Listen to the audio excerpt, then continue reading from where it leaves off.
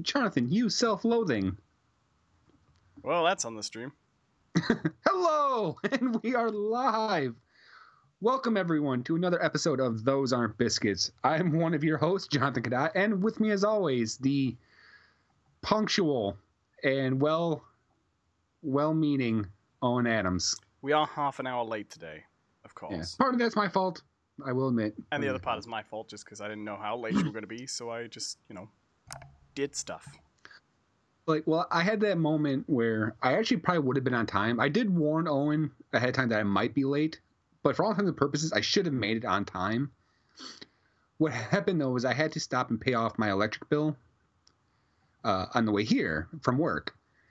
And the electric company closes at 4 o'clock. Not 5, like every other business in the world. 4. And I get done with work at 3:30. Now, just as I'm trying to leave, I get stopped by a customer. And it's one of those things where it's like, you've got to be fucking kidding me. Right. So I had remember, to spend an extra What's that? I remember running out of the store with, my jacket collar up, nobody spot me. No.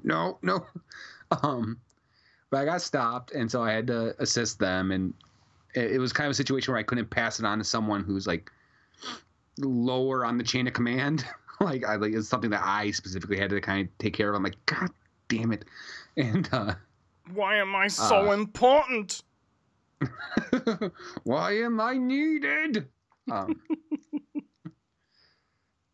So I deal with that, but that also meant that I had to basically race like the Dickens to get to the electric company for. I don't know where that term came from. What era are you from? It's like that old Doctor Who with Charles Dickens in, when the ghost appears and Dickens says, "What the Shakespeare?" Always makes me laugh. It's so dumb. It's like the dumbest Doctor Who joke ever, but it always makes me laugh because of it. So it's funny because I actually made it to the electric company with 3 minutes to spare, and then I felt bad. Sorry, I felt bad because that person behind the counter had the same look that I did when I tried to leave work. They're like, oh. We have to prep for this perfectly topical joke, and then you found out you'd actually accidentally gone to Sesame Street instead. Get it? Because there was another public television educational show around the same time called The Electric Company.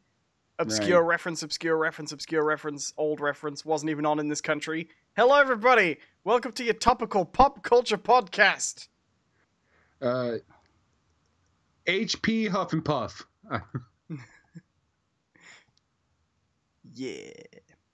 I think that was a kid's program, right? HPHC Huff or H. And of course, as soon as I sit down, the phone starts fucking ringing. When I was a kid, when I was a kid, this is way older than I was a kid. So when I was a young warthog. When I was a kid, there was a TV show that was an old TV show then, right? Called Issy No Ho. And it was about a panda that was shipped to these people in a box. And of course, and it arrived dead. They thought it was called Issy No Ho because on the side of the box it said, "This side no hooks," but was partially obscured. Gotcha. So it was the panda was called Issy No Ho. That's a terrible TV show, but yeah. But we're here. We're live. This is your weekly pop culture show where we talk about everything from comic books to movies to music to television and regular books and all that fun stuff. Did I miss anything? That's pretty much what we talk about, right? You go into the electric company. John paying bills. This week. Yeah. This week on John Pays the Rent. Hello to Sinister Minister, Tiny Beth Secret, and Chicken Lisa, by the way. Did I say hello? Welcome. Did I say hello to those people already? I don't know. I don't know, but they deserve a second welcome. Hello to Sinister Minister, Tiny Beth Secret, and Chicken Lisa. They deserve a third welcome. Sinister Minister says, hello, Owen and John. I get first place because I get top billing because I'm the star. Oh, okay. I am. I'm sort of like the prima ballerina, you know, and you're like the disfigured phantom hiding in the galley. You're Eric in this arrangement. Are you essentially I'm about to steal you away so we can get married? Like, right, but you'll never take me away from that smoldering Raoul. damn you, Raoul. Yeah, every time I so spend time with my good friend Raoul, I could just hear a Wisconsin accent just on the background going, Owen, Owen. Yes, welcome to your weekly dose of pop culture chat / Look out for the chandelier! And yes, apparently the episode is still called Boo Boo. That's because we were running a little bit late. I'll change that. What did we say we call this one? I remember. I've got it. He remembers. He remembers this stupid joke.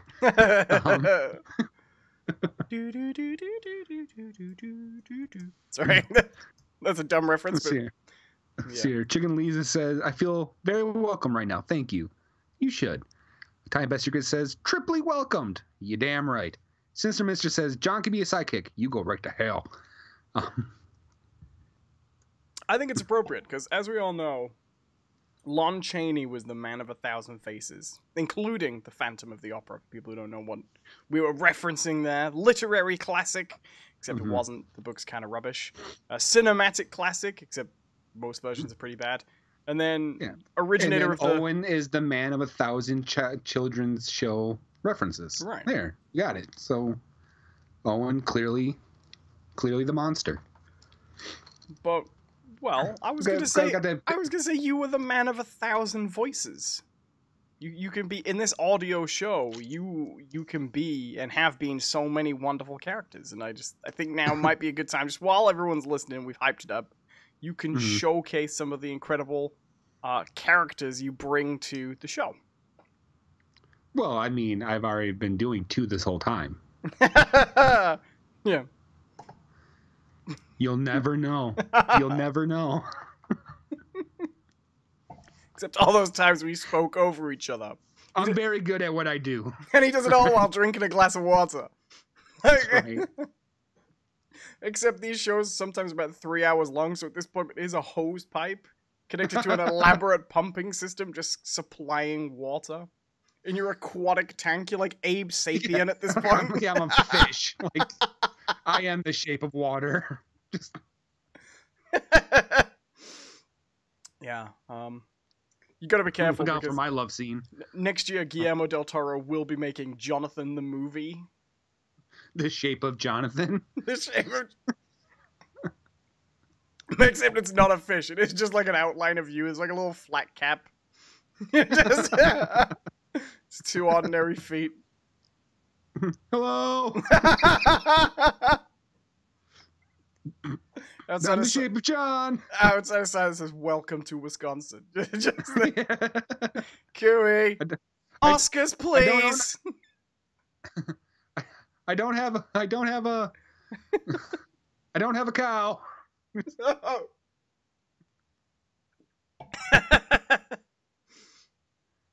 They're like, so is this? Is anything gonna happen? No, it's just the Shape of John. No. Yeah, it's me. Oscars, please. Shape of John. Who's the Shape of John? The Shape. What has 2 thumbs and is the shape of a guy with 2 thumbs? The Shape.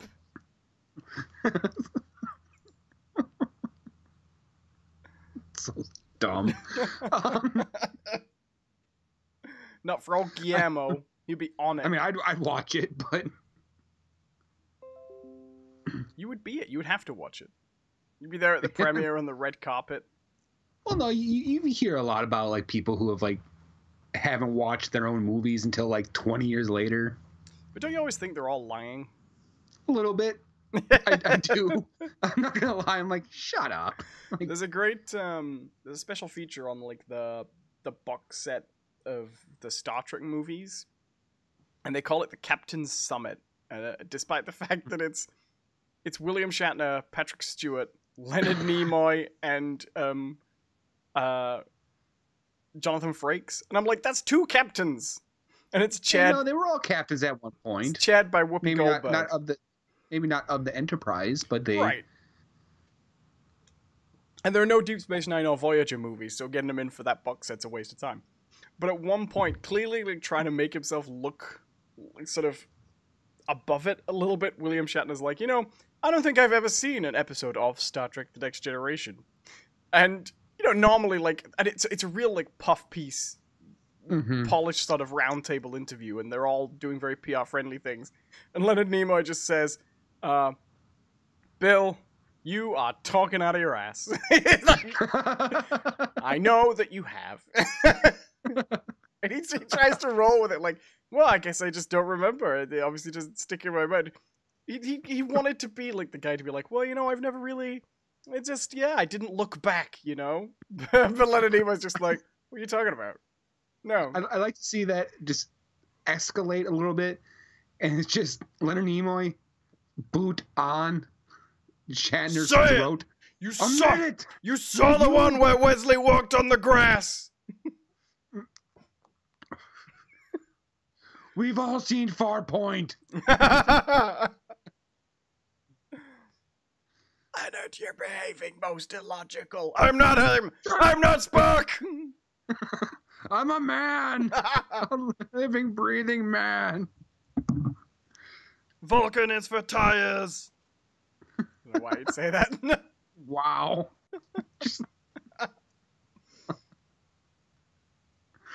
Vulcan is for tires? Shut the fuck up. I just think that's something he would say. Well, he wrote that book that was called I'm Not Spock. And then years later, he wrote a follow-up called I Am not Spock. A tire. Did he ever write one that is called I'm Not a Tire? I'm not a... I am not the Doctor from the remake of Invasion of the Body Snatchers. We never thought you were. Yeah, you did. It was a big movie. Donald Sutherland was in it. But yeah, then he made a second... I am the guy who sang the Bilbo Baggins song. He then published a follow-up that was I Am Spock, which is mixed signals, I think. Like... You can't have it both ways, Nimoy. I think this was actually just an attempt to, like... okay, so there's an episode of Doctor Who, an old classic one, where the Daleks are fighting these aliens called the Mavellans, and it turns out the Mavellans are androids, right?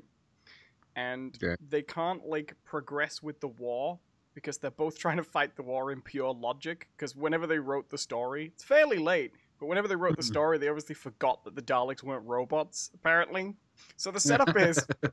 The Daleks and the Mavellans are both, like, robots within the context of this story. And they've both concluded that they're at a total stalemate, so they don't know where to go next. So the galaxy's pretty much basically sort of at peace, because there's huge wars going on. But they both concluded that the other person, through perfect logic, will beat them, and they're in this stalemate, and they've nowhere to move, right? And I think that was the goal of publishing 2 books called I Am Not Spock and I Am Spock. So that all the Star Trek fans would just never speak to him again. Because they're just in the brain, it's just bouncing back and forth, right? Like, is he Spock? He in Exhibit A, logically. Go ask him. I don't want to ask him. You ask him. Yeah, that's the plan. So, that being said, how you been, Owen? What you been up to? I have been pretty well. I have been mostly just keeping up with the streams, keeping it chill. I'm still watching the 1960s Batman show. I just watched the first episode with Catwoman in. It was good. It was Julie Newmar. Julie Newmar. Tu Wong Fu, thanks for nothing. For everything. She got Batman trapped in a classic walls closing in, spiky walls closing in from either side. Except it was... they were rubber spikes and it was a joke, which I've never seen that resolution before. I thought that was pretty good. And then later on, she sends Batman down a trapdoor. She asks him if he's a betting man. He replies, I never gamble. But then she tells him there's a 50-50 chance. He's got 2 doors. He can open either door. Behind one door is Catwoman. And and he'll be able to arrest her. Behind the other door is a man-eating tiger, and it's a 50-50 chance. And it shows how far we've come, because there's none of like, okay, which door would you put him in, and which is the deduction. He just picks a door and gets the tiger. What follows is a man that world's greatest detective. Right. Well, fuck it. What follows is a scene where a man I assume is the tiger trainer wearing Adam West's Batman costume is just like upright wrestling with a tiger. He actually slaps it in the face at one point. It's fucking huge.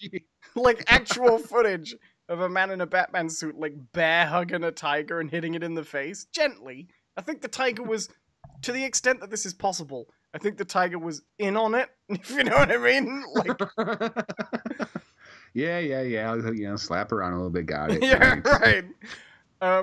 I read the script. But yeah, and then so Batman goes. He's trying to figure out a way out of it, and what he decides to do is take his communicator and reverse the polarity in it and turn the volume up so high, and he puts in his bat earplugs through his costume somehow, right? Mm-hmm. But then he says, I'll turn up the amplification of my communication device. And the narrator goes, to a frequency that he knows will split the tiger's skull. And I'm like, fucking hell. All right. Okay, Batman. Damn, Batman. We do not see some nice people at PETA have some few questions for you. So yeah, that was good. Batman. Peril of superstitious and cowardly criminals and endangered animals. Tigers. And tigers, yeah. Because the bat is the natural enemy of the tiger. Well, the thing is, like, for him to know the frequency that was split a tiger's skull means he did research. Right. He set out on his crusade knowing that one day he would kill a tiger. Well, Batman is prepared for everything, of course. That's the whole thing.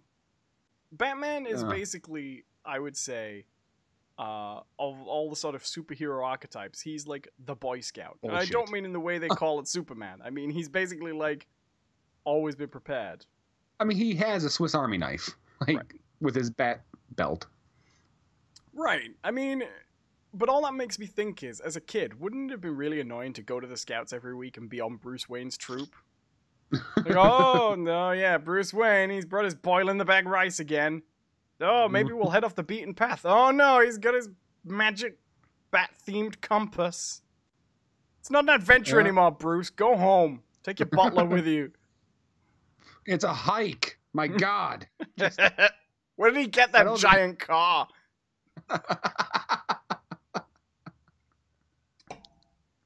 But no, other than that, it's been pretty chill. The new episode of Doctor Who was on, which is very exciting, and we finished The Punisher, which I think we're going to talk about later. That's pretty good. Yeah. And The Good Place is back. I saw that. I still need to sit down and watch those 2 seasons. I feel like I can pound them out in like a week. I guarantee you'll love them.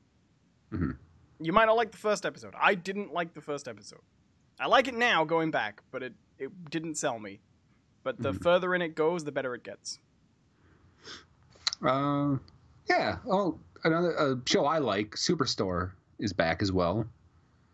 I don't think I've ever heard of that. That was good. Have you talked about this on the show before? I might have. I don't remember. But it's basically it's a sitcom. It's not like the 2-camera sitcom, you know, with the laugh track. It's more in the like The Good Place or The Office. That sort of okay. Yeah, I know what you mean. Sitcom. A little produced. No. Yeah, it has some production to it. And it's just basically about the workers in a Walmart-style store. And they're all kind of fucked up. But they do something kind of fun with it. They right off the bat, you do get 2 characters who right away it's the Ross and Rachel thing, right? Ooh, will they, won't they? Are they together? Aren't they together? Blah, blah, blah. And then every season has them basically get together, but then have a very, very logical reason why they can't. But this season they actually kind of turns it on its ear. Like they basically ended the last 2 seasons with those 2 hooking up, the first time was in the middle of a tornado, right? Because the show takes place right in like what they call Tornado Alley. Right. A lot of tornadoes happen, and so they get a tornado and it rips right through the store. And in a moment of panic, they kiss, and then it turns out everyone's okay. And so when the next season starts, like, yeah, we're not together. We kiss because of the tornado. Like, it was a moment of weakness. Well, we don't get tornadoes very often, but I will say it does just make me kiss random people. Always. Right. It's the tornado effect. It's something about the electrical atmosphere. The other one I thought was the way the last season ended. I thought was really funny. Was there had been all this kind of tension building up between the two the whole season. Other other girlfriends come in, and there's friction, of course. There's a lot of standard stuff in the show, but it's all played very well. Because I really got nothing against tropes, or even cliches if they're done well.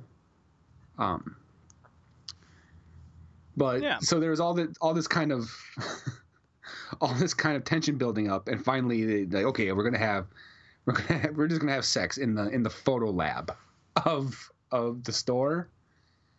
Well, we know how that's gonna work out. Not exactly. So what had actually happened was during the same episode they were going to do this live stream town hall meeting with the CEO of the store or the corporation at from their store, and so it's being broadcast all around the world, and basically just someone forgets to turn off the damn camera. So it basically live streams those two boning to like something like 15,000 people who were watching. We've all been there, John. We've all been there. Yeah. So speaking of, I think I do have to watch that show.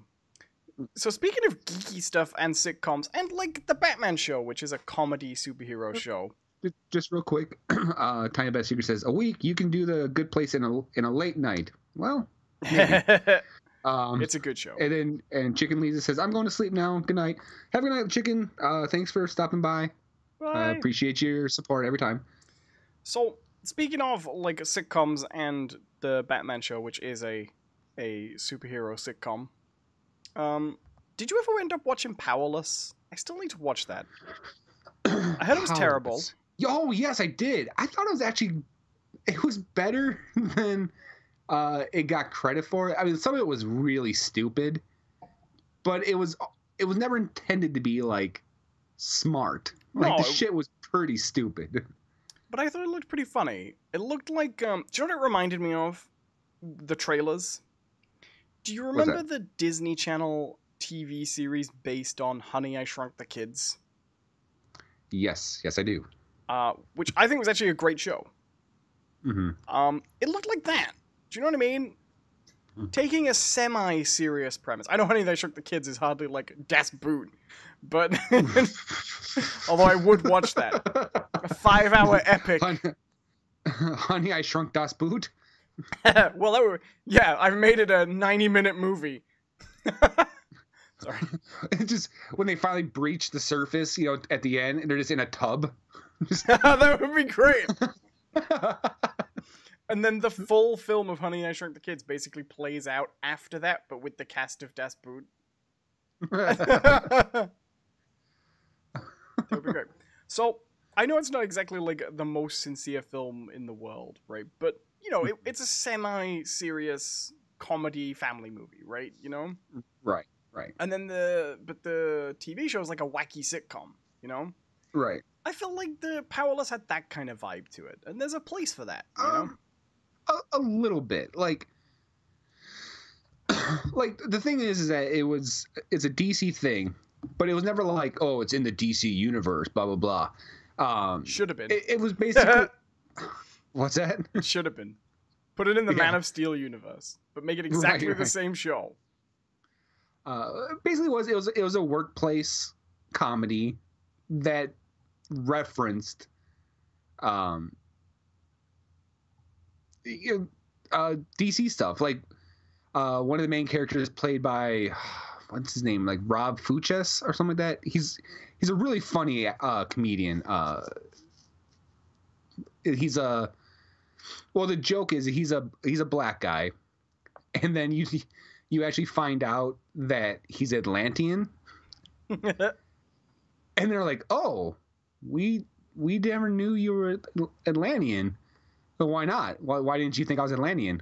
No one had ever considered that a black guy could come from Atlantis, or Atlantis has black people, and it just kind of becomes like a running thing. It's like, oh right, you're.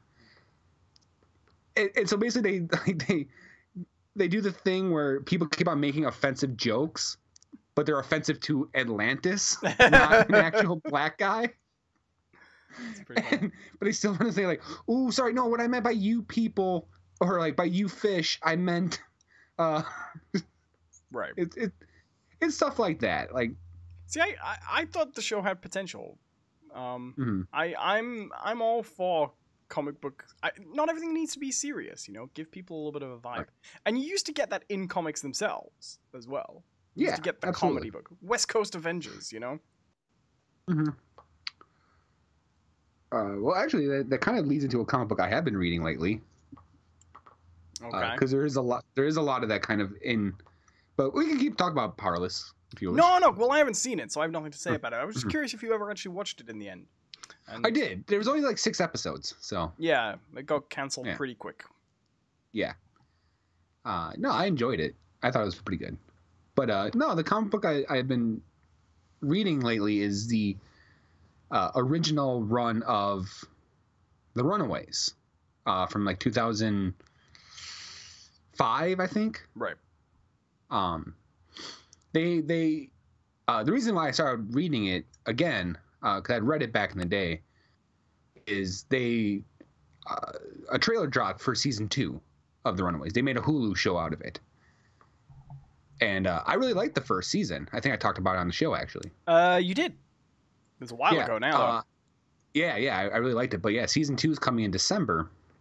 And so I was like, oh, you know what? I should go back and read those. And they're still as good as they were back then. And but there's certain things I didn't catch. Oddly enough, it kind of, I'll be real quick on this.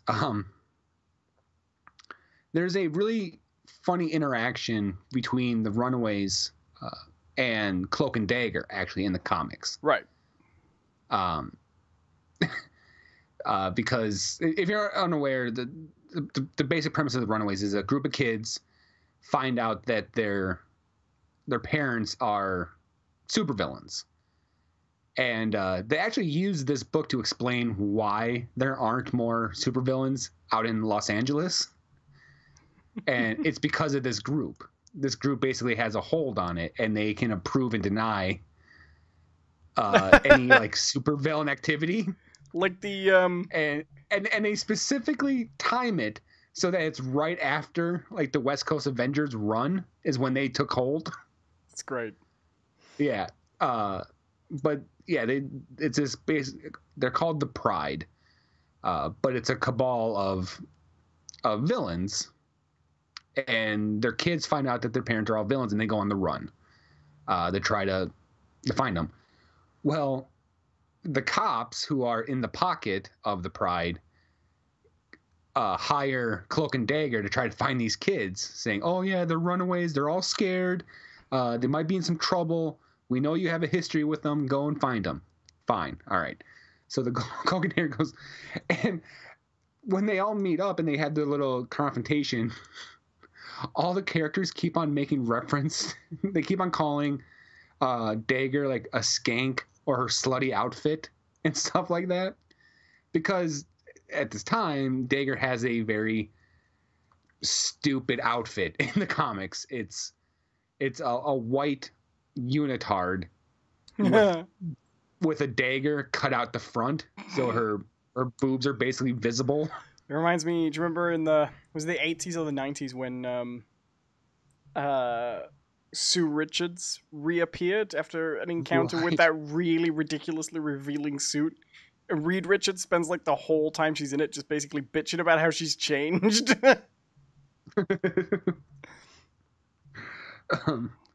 So they keep on references, and but the funny thing is that her costume at this point is actually still toned down a bit from what her costume was when she first started, right, in the comics. It was even worse then. And so in this moment where Jagger like makes all these light knives appear and she throws them, and she's like, "You should have seen my last costume." It was just a good moment. I really liked it. Stuff like that's good. Yeah, I'm in favor of that. But if you guys ever read it before the initial run of the Runaways, I actually never read it past the initial run. It's 18 issues. Brian K. Vaughan wrote them. The same guy who wrote Kick-Ass and The Kingsman, and I want to say he did Wanted too, I believe. No, that was Mark Millar. Never mind. Is the Runaways an MCU show? Yes, it is. They have gone on and said that this the Runaways does take place in the MCU, and I want to say the show does make references to things, right?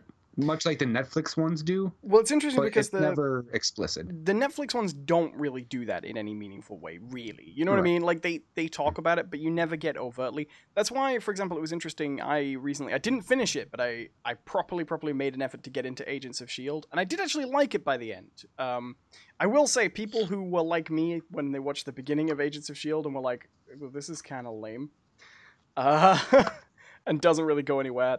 Once the show catches up with Winter Soldier, it actually becomes a very different show. Because I'm going to do some minor spoilers for Agents of S.H.I.E.L.D. here. Does anybody mind? Did anybody shout out now if you care? Do you care, John? Shall I do some minor spoilers? I don't. When the events of Winter Soldier happen in the show, you basically find out that cast members you've known all the way through the show are actually Hydra. And so actually, at least one of the main cast of the show is a villain, and an outright villain too. Like an irredeemably bad person who does terrible things. And so the whole tone of the show changes from we're this team and we're like the Shield guys, isn't it fun? To we were a team, we now have absolutely no actual support. We don't really know what we're doing, and we're trying to do the job we were originally supposed to do, but without any of the actual structure that S.H.I.E.L.D. made S.H.I.E.L.D. S.H.I.E.L.D. Do you know what I mean? And so it actually becomes quite a different show. And they actually introduce the Inhumans in that show, and they work really well. But in fact, there's a really good arc in Season 2, which is when you discover that there's essentially two halves of S.H.I.E.L.D. It's good. It's really good. Oh, right. That each have differing goals. But what really works, I think, in that show is that's the anti-Netflix MCU show. Do you know what I mean? Right. So the whole thing with the Netflix show is you watch Luke Cage and you could just go watch Luke Cage, and nothing that ever happens in the Marvel movies is really ever going to be relevant to what's going on in Luke Cage. It just isn't. You just go watch it, right? You might have to watch the other Netflix shows, the Defender, stuff like that. Agents of S.H.I.E.L.D. isn't like that. Agents of S.H.I.E.L.D. has an episode where it's like, okay, Thor 2 came out yesterday. Have you seen it? No? Fuck you! Asgards are on Earth, and all the stuff that happened in the movie is very important to what's going on. Go watch the movie, then come back and watch this. It's really important. Like, I keep expecting at the beginning there to be actual disclaimers where they go, okay, by the way, don't watch this until you've watched Civil War. Tiny Bit Secret says, stop, dang it! Oh, I'm sorry. I apologize. There are spoilers, but that's not that important. It's a very minor spoiler. But things like that happen in Agents of S.H.I.E.L.D., and it's really, really fun for that. But the problem is, it's the only one that's like that, and it's very extremely like that. And then the Netflix stuff's completely the other way. I'd like something that's a little bit in the middle, you know? It kind of leads into the other thing I wanted to talk about, which was Cloak and Dagger, right? Because that is the same thing. It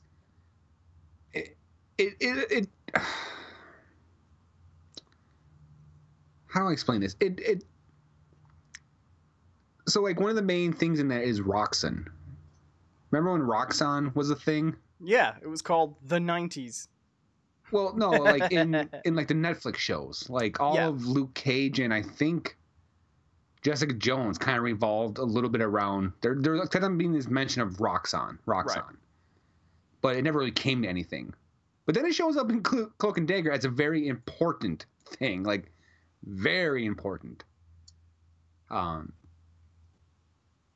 So it's strange. It's strange how they kind of just let that one die in the Defenders, but then decided like, we're picking it up.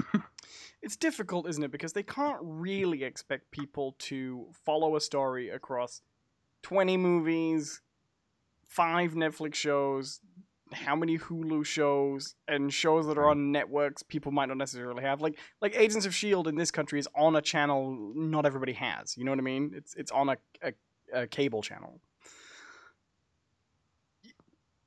It does get to a point where you can't realistically expect everybody to follow it, so I expect some kind of fragmentation. But then it is always that thing of like, what does the shared universe mean then? Do you know what I mean? Right.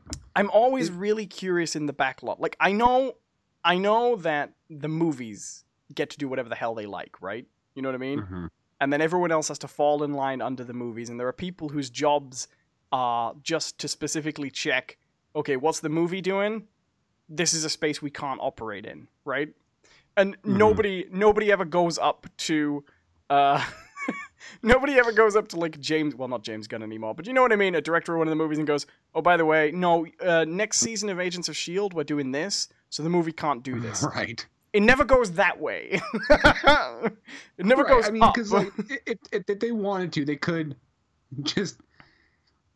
could straight up just throw like Daredevil into the next Avengers movie, played by a different actor, different backstory, everything. Right. You go, no, this is the Daredevil.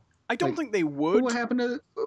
No, they wouldn't, but they could. Yeah. And no one is going to stop them. Yeah, and I think... And that might have been a risk had the Netflix Daredevil been, crap. Mm-hmm. But it's not. It's not going to happen. Right. But I think... It's coming soon as well. Yeah, I'm really looking forward to that. I think the difficulty is, like, I mean... But to what extent are the different companies planning out MCU stuff TV show to TV show, you know? Like, are there ever notes sent back and forth from the Netflix people to the S.H.I.E.L.D. people, you know? Right, and I doubt it. Yeah. I think that... I'm... Yeah, sorry, you talk. Oh, sorry. I'm thinking, like, because it doesn't have to, right? Sure. That stuff is pretty, I don't want to say inconsequential, but even the ones that do crossover with each other, like all the Netflix ones, crossover with each other, they can get away with saying, like, oh, it's in the MCU universe, and it's a great marketing point, but it never actually has to come to anything. Right. And all they have to really do is say, okay, Netflix guys, don't touch S.H.I.E.L.D. or the Inhumans. Mm-hmm. S.H.I.E.L.D. Inhumans guys, don't touch street level New York. And you're done. Right. And it's not hard to do, because, like, the comics do that, Right. Like, yeah. But then, unless you're Spider-Man. Why isn't Spider-Man in the Defenders? He should be there. Can you imagine that? Little Tom Holland Spider-Man. And we're trying to take down Jessica Jones's psychotic murdering mother while her best friend's on like an inhaler-fueled drug binge. She's puking up, and Spider-Man's like, "Hi, Spider-Man. You seen that old movie, Hair?" It's just like, hey, Frank, I think you need to tone it down. Oh, oh shit. You seen that really, really, really old movie, Requiem for a Dream?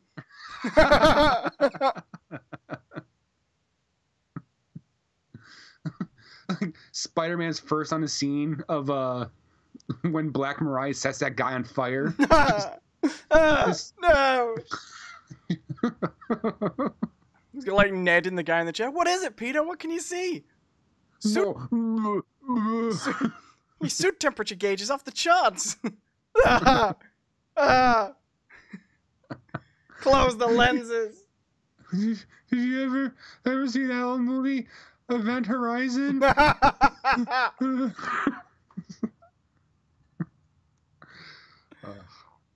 I still love it. He needs to be there. Just put Tobey Maguire in it. Right. There's a lot of theories going around right now saying that the Peter Parker that we're gonna get into the Spider-Verse is the Tobey Maguire Spider-Man, actually. You mean like it's actually? What does that even mean in that context? Because the Into the Spider-Verse is all these Spider-Mans from different universes are showing up. And we got 6 different Spider-Man. We got Gwen, Spider-Ham, Miles Morales, Spider-Man, and someone else, right? Who's the other one? So, you got Spider-Gwen, Miles, Spider-Ham, Noir, and then regular Peter Parker. Noir, that's the one I'm forgetting. Yeah, Nick Cage, voiced by Nick Cage. But I'm Spider-Man. Milk. Just Bruce. But yeah, there's talk that maybe that Spider-Man, because if you see the last trailer, they're like, "Oh, I'm Peter Parker. I saved the city multiple times," and it shows him do, which I thought was really funny in the trailer, was him having that conversation with Mary Jane, and the car comes through when he just turns around and punches it. I would actually I'd like that, but if it's not actually Tobey Maguire, then what does it? Do you know what I mean? It doesn't really mean anything, does it? Exactly. I mean, it would be a good opportunity in Into the Spider-Verse to just because I'm sorry, I've seen enough of these to know how this is gonna go. The final scene of this is gonna be a shit ton of Spider-Men in a montage at the end, right? We're gonna get a big final battle, and there's gonna be 100 Spider-Men. Get Tobey Maguire in for that to do a voice. Yeah, they're gonna. It's gonna be like the final scene from Ready Player One, right? Right. Yeah. Right. All that. Did you? It's a smaller scale one, but do you remember that Teenage Mutant Ninja Turtles anniversary special where the 2 animated series cross over, and then at the big finale, the comic book versions appear? There's always more they pop out there. Oh, it's really great. You know what? Actually, which one? This is gonna sound really bad, and I can't believe I even know about this. But you know what property has done this incredibly well? Power Rangers. Oh no, right? That doesn't even surprise me. Because I remember I watched a scene because I can't remember. I think I was watching one of Watch Mojo things or whatever, and underneath the suggested videos was greatest Power Ranger scene of all time. And I'm like, okay, I'll click it. I'm thinking it's gonna be something really stupid. It's a little disclaimer that says, "Today Power Rangers was cancelled. This is the final episode." Sorry, Power Rangers fans. Yeah, that's what I was expecting. I was expecting something really stupid, right? People are, having a laugh. But it was actually this scene where it shows the current Power Rangers all beaten and stuff, and they're like, "Oh, we can't win. We can't win. They've everything we got," and they're trying to rouse themselves for one last stand. All right, we can try to hold them off as long as possible. And also you just hear, "You don't have to do it alone." And also all the groups of Power Rangers and they even pointed out look, it's Mighty Morphin and Zeo and Turbo and Turbo Ninja Storm. A Power Rangers movie. The movie Turbo. No. Ashton M777 says, "I know exactly which TMNT episode you are talking about." It's really great. Welcome, Ashton. It's great. So it was an episode of the... Do you remember the 2000s, the first new Teenage Mutant Ninja Turtles animated series? The one that was all gritty and moody? Not really. I'm not going to lie. TMNT has never really been a big thing for me. So it was early 2000s. But when they get to the end of the show, they do this, anniversary crossover where time travel, parallel dimension, all that stuff, they find their way into the set of the original show. and it switches to that exact art style, you know, like very oil painted backgrounds, things like that. Mm-hmm. And at first, for the first half, they're having this real whale of a time because they think the turtles of this dimension are just hilarious. It's almost like, oh, look at the baby. Do you know what I mean? And they're really condescending to them, but they just think they're wacky, and they just think it's like, it's cute us, right? And they're really condescending. And they help them defeat the Shredder in their version and stuff like that. But then they try and go back to their world, and they accidentally bring the real turtle, the old turtles through with them, and spend the whole time irritated to the high fuck that they are just these goofy, stupid clowns.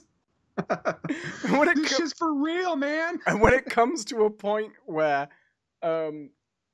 they have their own problem and the Shredder's causing problems, the Shredder in this version he's an alien who inhabits a robot suit. He's huge. He's covered in spikes. He's early 2000s cartoon villain, right? And they're all like, so, let's go fight the Shredder! Turtle power! And then the modern turtle's like, no, you don't understand. Our Shredder, he's scary. He's dangerous. And Michelangelo just goes, he's competent!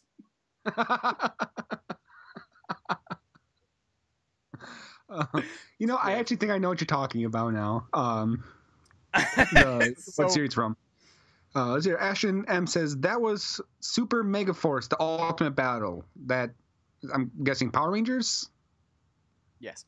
That sounds like a Power Rangers title. This seems like a really split, hard to follow conversation where we're talking about two different things. But it's worth mentioning the Teenage Mutant Ninja Turtles were in an episode of Power Rangers. That is true. I have seen that as well. It was God. What was that show called? Hero. What do we call Hero Turtles for me, Ninja Turtles for everybody else. Well, not everybody else on the planet. Hero Turtles here in the UK. Ninja Turtles: The Next Mutation. It had the worst theme song in the world. That. Na na na na na na na na. Hero Turtles. And that was it. All right. Oh no! Chalk that down. Another one found. Made her way to Chinatown.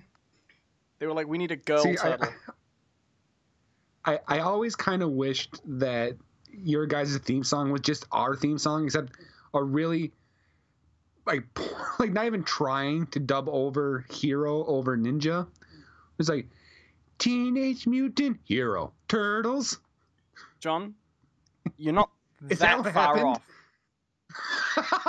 The best bit is they don't even bother. So if you remember the original Turtles theme tune, the title actually slopes up. Do you know what I mean? It comes together out of colors. Yeah. It just freezes when we get to that bit, and the new logo just sort of overlays. I can find it. No, please. It's not. You will also be interested to find that it goes a little faster. Oh, really? Because of the 4% speed up. I can find it. You can see it. It's okay. Right. I'm gonna find you it. And in fact, people at home, I can play this for you. I'm gonna send it to John, and then I'm gonna play it on the stream so people can hear it. You excited for this? If you've never heard how the Teenage Mutant Ninja Turtles theme sounded in the UK, I'm gonna send this to John. I think that's the right link. Okay. And the best bit. So the bit you're gonna listen for is the line that in the American version was, Splinter taught them to be ninja teens. Listen for the British version. You'll enjoy it. People at home, listen to this. Teenage Mutant Hero Turtles. Teenage Mutant Hero Turtles. Teenage Mutant Hero Turtles. Heroes in a half shell. Turtle power. They're the world's most fearsome fighting team. Funny thing is, I have no idea if that's actually playing for the stream. It is. When the evil Shredder attacks, these turtle boys don't cut them no slack. Teenage Mutant Hero Turtles. Teenage Mutant Hero Turtles. Splinter taught them to be fighting teams. He's a radical rat. Leonardo leads, Donatello does machines. That's a fact, Jack. Donatello does machines, by the way. Don't let him near your MacBook Air. No, it's all sticky.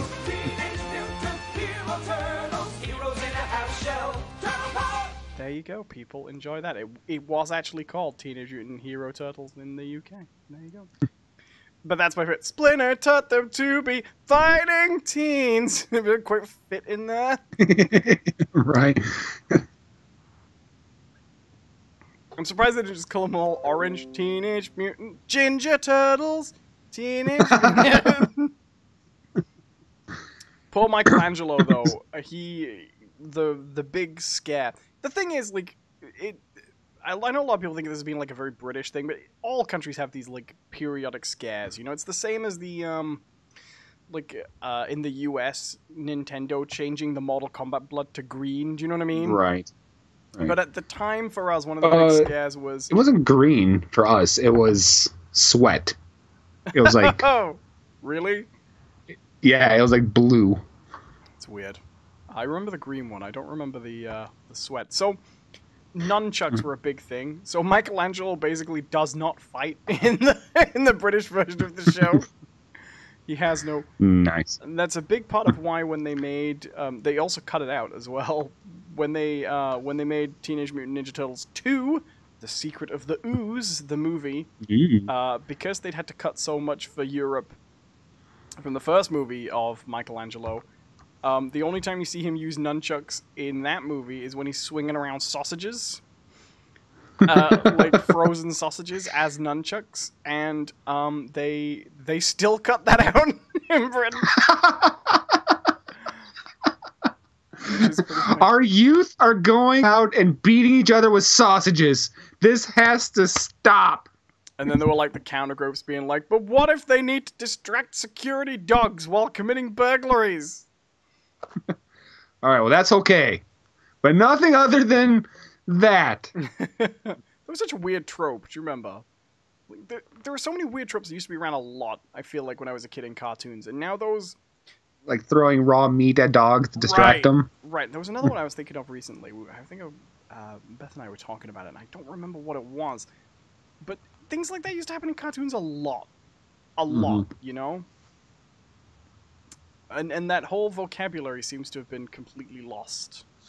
I don't know. It's weird to me. What I remember is the whole, like, tapping on the shoulder, and then when they turn around, they go, whoop, and then, like, appear on the other side of them. Right. Like clearly, like, teleporting. Like, well, just use your cartoon powers to get over the door, or whatever. Do you ever find Bugs Bunny kind of frightening as a kid? No. He's sort of mildly horrific. Not really, no. He had godlike powers, Jonathan. He was the Q of the Warner Brothers universe. But all of them had kind of those powers as well when they wanted to. Well, okay, but... Yeah, okay, yeah, he has Q-like powers if, what was his name? John Delaney wanted to dress as a woman. Okay, but yeah, but Daffy Duck couldn't like appear wherever he was locked up because Daffy Duck isn't really that character, right? Right. But have you noticed like Bugs Bunny? He often took like fucking with people a little too far to the point where it became sinister. Like yeah, like someone could easily have been murdered, right? Like, right. No, I believe that when you go down to that rabbit hole, like Elmer Fudd's he's not the same. No, I meant that literally. He's not the same guy every time, right? This is like a generational thing, and the Bugs is like a spirit that haunts the forest. But if you go down into that rabbit hole, he's got like Fudd scalps down the corridor. You know what I mean? It's like the end of Predator 2. When they actually get into the Predator ship. No, because that's nice and adventurous. It's like the Texas Chainsaw Massacre. You know, Fudd the Third follows his way down trying to find his father. You know, all he knows is this: his dad left a scrawled diary in a mental asylum about the bunny, right? And filling in all the rabbit holes, right? He climbs down the ladder, gets down there. It's abandoned. It feels like it hasn't been there for ages, but it's like Jeepers Creepers. You know what I mean? And then from behind, are we dealing with like a Dracula and the Belmonts sort of situation? Right. Right. Yeah. But then he just sees like a figure hanging on a hook, and as it turns around, you just hear the death rattle of an elderly Fudd that's been on a hook for 1,000 years, you know? And just like real quiet, like in his ear, just, "What's up, Doc?" Right. And then the new Junior Fudd, the next time he's seen is when his body just turns up on a fork in the road leading towards Albuquerque. Yeah, that's why he keeps on making that wrong turn at Albuquerque. That some guardian forces put a hex on that city to protect it from the bunny. From the bugs, yeah. Yeah. Is Lola. She's No, I'm this is absolutely the only, but he took things too far. It starts off mild. He's like Batmite, right? But then it just becomes like the one I always think about is that one episode where like it's the Bugs and Daffy one, right? Where it's rabbit season, duck season, rabbit season, duck season, duck season, rabbit season. Yeah, that sort of thing. That's not how it went down, right? You know, Daffy Duck was just in bed all day, right? Not paying any attention. And Bugs Bunny just puts up all the rabbit season signs, you know? Right. And then sends out a mystic call that provides a yearning in all mankind that it's time to hunt. The hunt has begun. Right. Yeah. It's like the gathering. Yeah. Yeah, before the gathering, all the bugs or all the Fudds must face their bugs, and the ones who survive are allowed the gift. Yeah. To hunt next year. Yeah, the prize. Right? There can be only Fudd. Yeah. No, this is always been my interpretation of Bugs Bunny. I think he's hideous. Really glad we didn't know each other as children.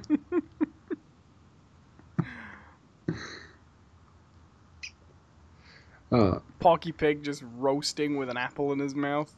Jesus Christ. Face contorted into a rictus grin of terror. And just as they take the head off and start to chow down, you just hear it echoing like I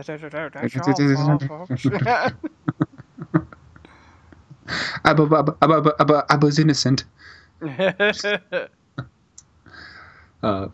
Marvin the Martian was coming to actually bring like peace and tranquility to Earth, like to finally invite us into the Galactic Council, you know, that is going to usher us into a new age of humanity.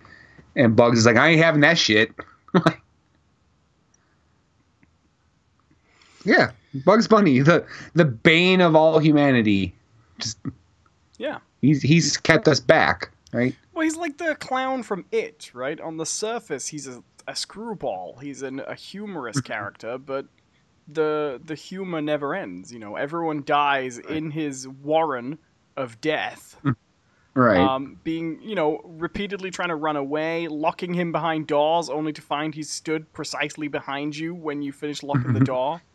He can appear as any celebrity, as a woman you might know and love, an attractive woman after you've been there, celibate, trapped in the warren for hundreds of years. Yeah, any celebrity, Marilyn Monroe and Humphrey Bogart. Right. And there's nothing to eat in the warren except carrots, so your skin's turn a deathly, sickly orange from all the keratin. It puts the carrot in the basket.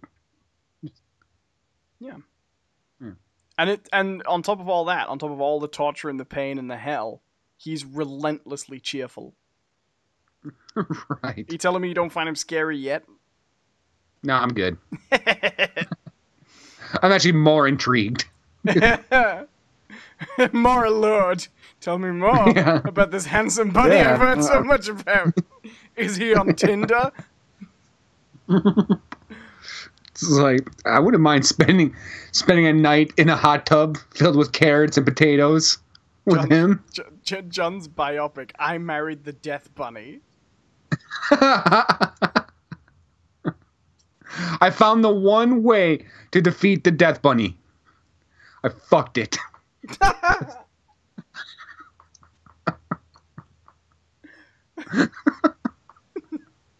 Which is the way you break the curse, but the problem is, as soon as it's initiated, it just turns into a normal rabbit. I didn't say I was happy to do it. I cried the whole time, but like the first episode of Black Mirror. You know, someone had to do it. And everybody's like, why did he allow a movie of this to be made? I'm a hero. God damn it. Why did he license these rights? And then the story of your gradual descent in madness gets made into a harrowing non-fiction movie called First Left at Albuquerque.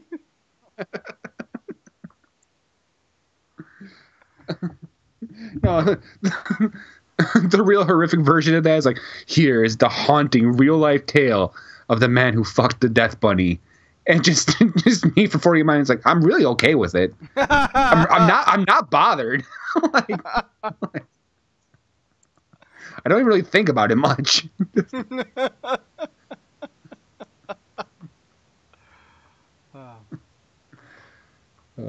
And then it's got an endorsement from Garth from Wayne's World.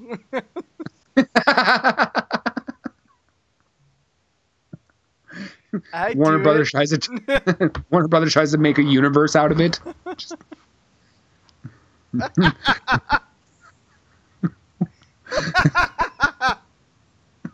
The Looney Tunes Slayers. Yeah, the man who fucked the bunny, the lady who kissed the silly duck. It's like the Millennium series, you know, the girl with the dragon tattoo. An arrow through Pepe Le Pew.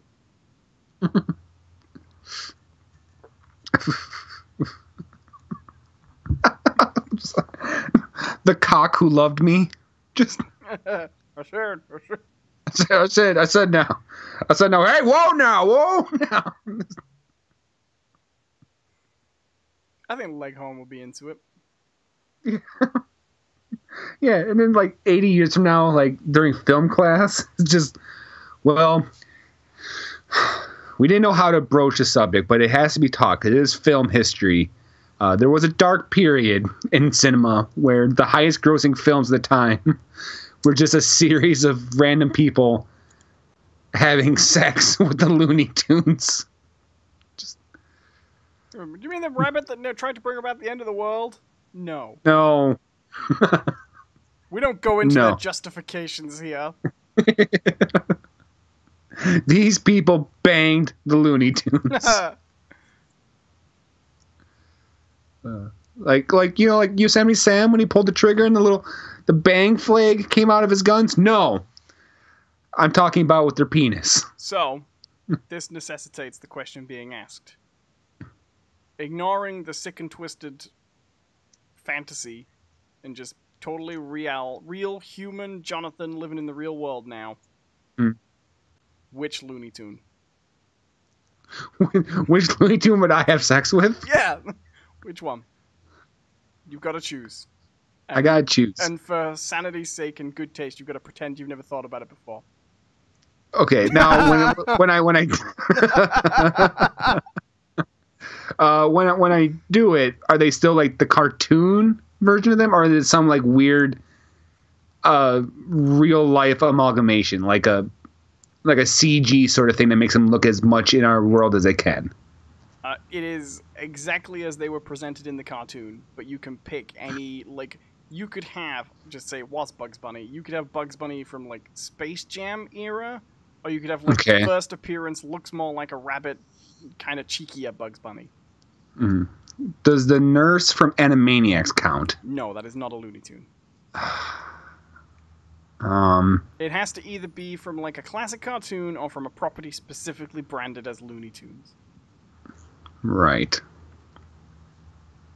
Like Space Jam, it's not called like Space Jam Looney Tunes, but they call them the Looney Tunes over and over in that movie. So you can have Space Jam, or you can have Looney Tunes Back in Action. Okay. Then I choose Brandon Fraser. He is not a Looney Tune though. It has to be one of the animated characters. God, how much thought have you put into this to have this many rules? No, the rules are self-evident from the question. Okay, so which Looney Tune had to be in a cartoon? It has to be a cartoon version. You can't have like... Now, here's the thing. I'm only answering this if you answer as well. You can't have like a real Tasmanian devil. Mm-hmm. You know? Because that would be preferable. Because they're endangered. Yeah, They have a weird tumor thing going to this on. question.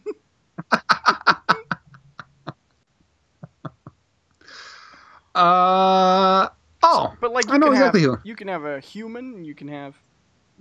Yeah, no, I think I know what I'd go with. At one point, they had the Bride of Frankenstein in a Looney Tunes episode. Are we allowing celebrity cameos?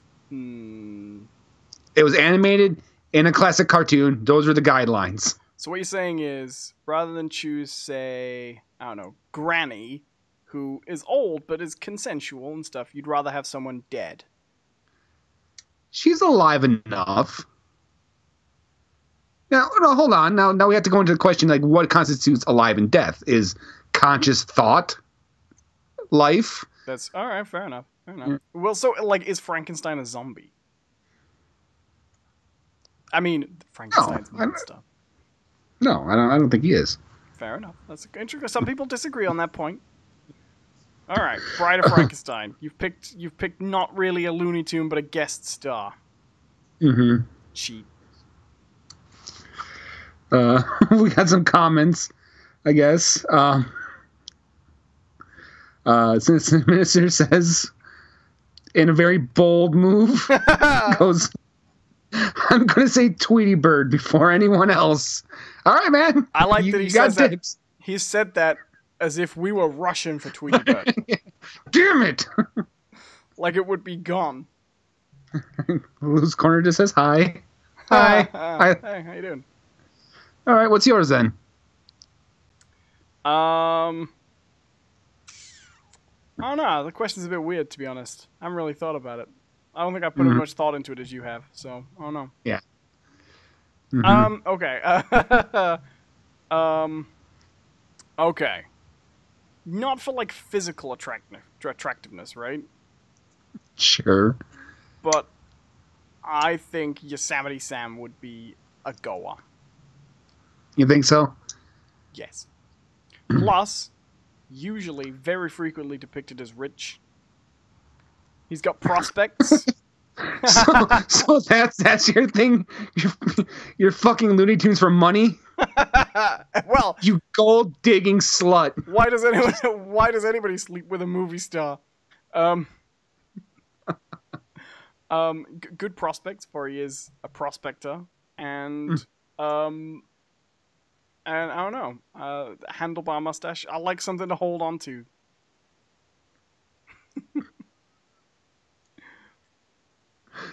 Oh my god.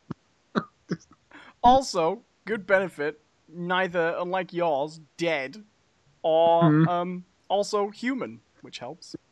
Can I change my answer? I've given you something to think about with with the old money angle, eh? No, I'm going with the Valkyrie from the big.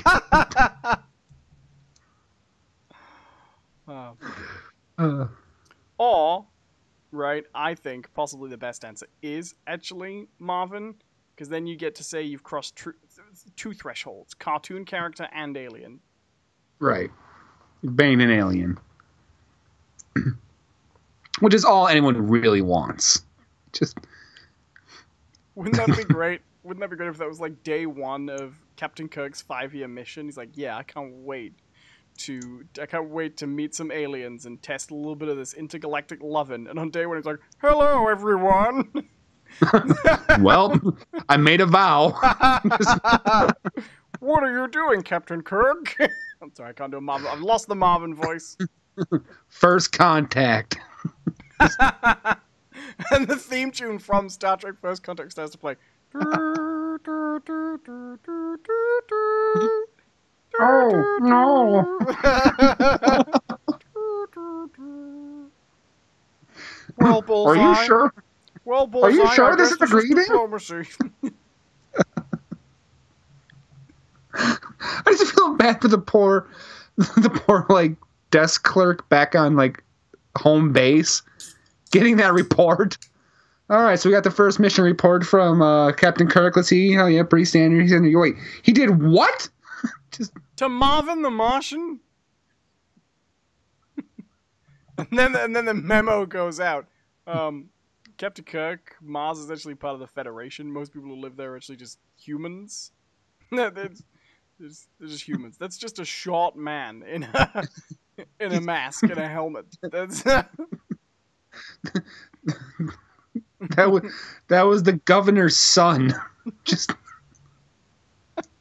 you better marry him now.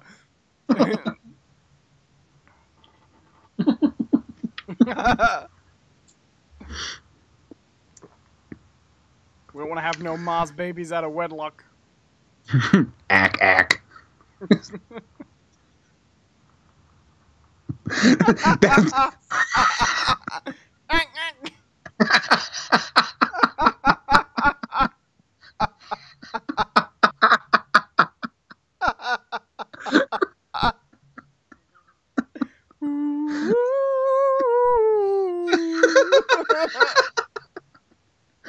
Tiny Best Secrets reminds us of a very important point.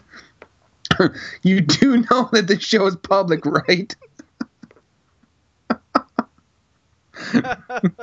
Not anymore. Just and also welcome, Hawks. Welcome to the show. What Looney Tune would you have sex with? God. The problem is, I think the most worrying thing about if you actually went through it and had sex with a Looney Tune is just how after 3 minutes you just hear I'm not done. Get your porky ass back in the other room.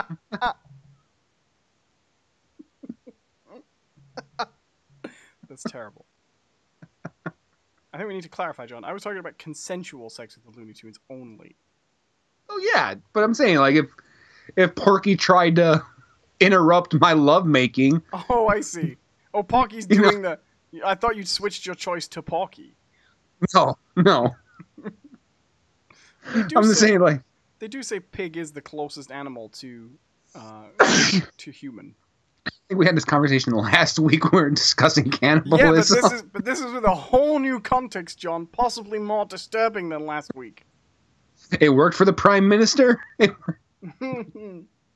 Yeah, David Cameron. If you guess. Yeah, David Cameron, excluding Porky Pig, which Looney Tune would you have? That would be great. Porky Pig was just on the cover of every paper, like tomorrow. My tell-all story.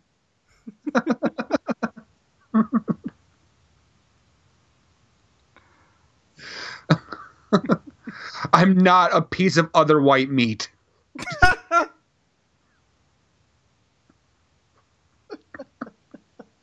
I don't even like apples. How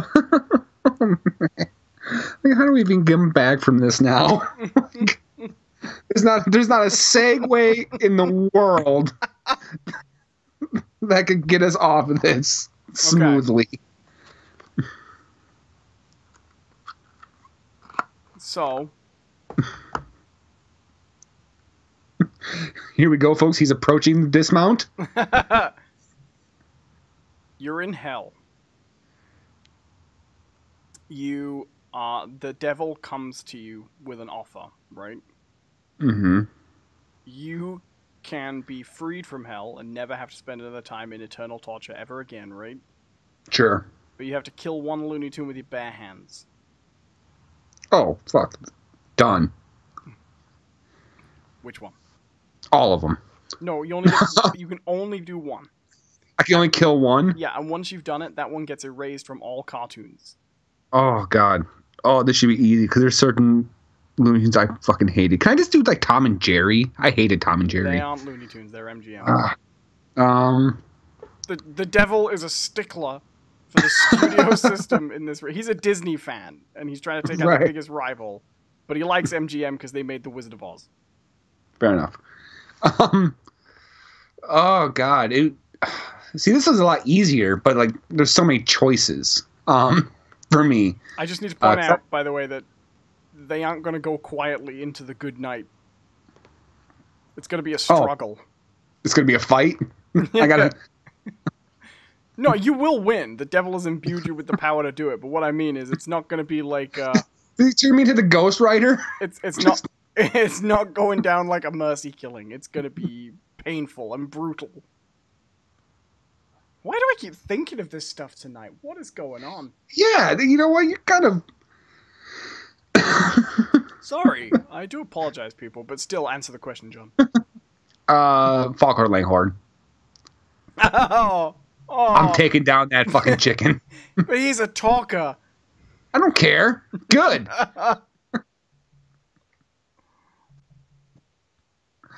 I sort of feel like if I picked Pepe Le Pew, it would be seen more as vigilante justice than anything else. Right. Part of the Me Too movement. All right. Yeah, I don't know. I guess Foghorn Leghorn just always annoyed me. I don't know why. Those ones always bothered me. Would you then eat the body? He is a chicken. Oh, yeah. Yeah, absolutely. You know how much fucking meat is going to be on one of those drumsticks? Like, it's going to be great. I could prepare Foghorn Leghorn at least 6 different ways. What are you cooking for dinner, Uncle John? Oh, it's chicken. Chicken like it's a farm raised? No, it's beloved chicken cartoon character Foghorn Leghorn. It's like, well, I can just tell you what we're having for dinner. Or I can let you guys figure it out when I enter this DVD of old Looney Tunes cartoons. Is it eggs? Nope. Try again. Says, no, Owen, stop posing these questions.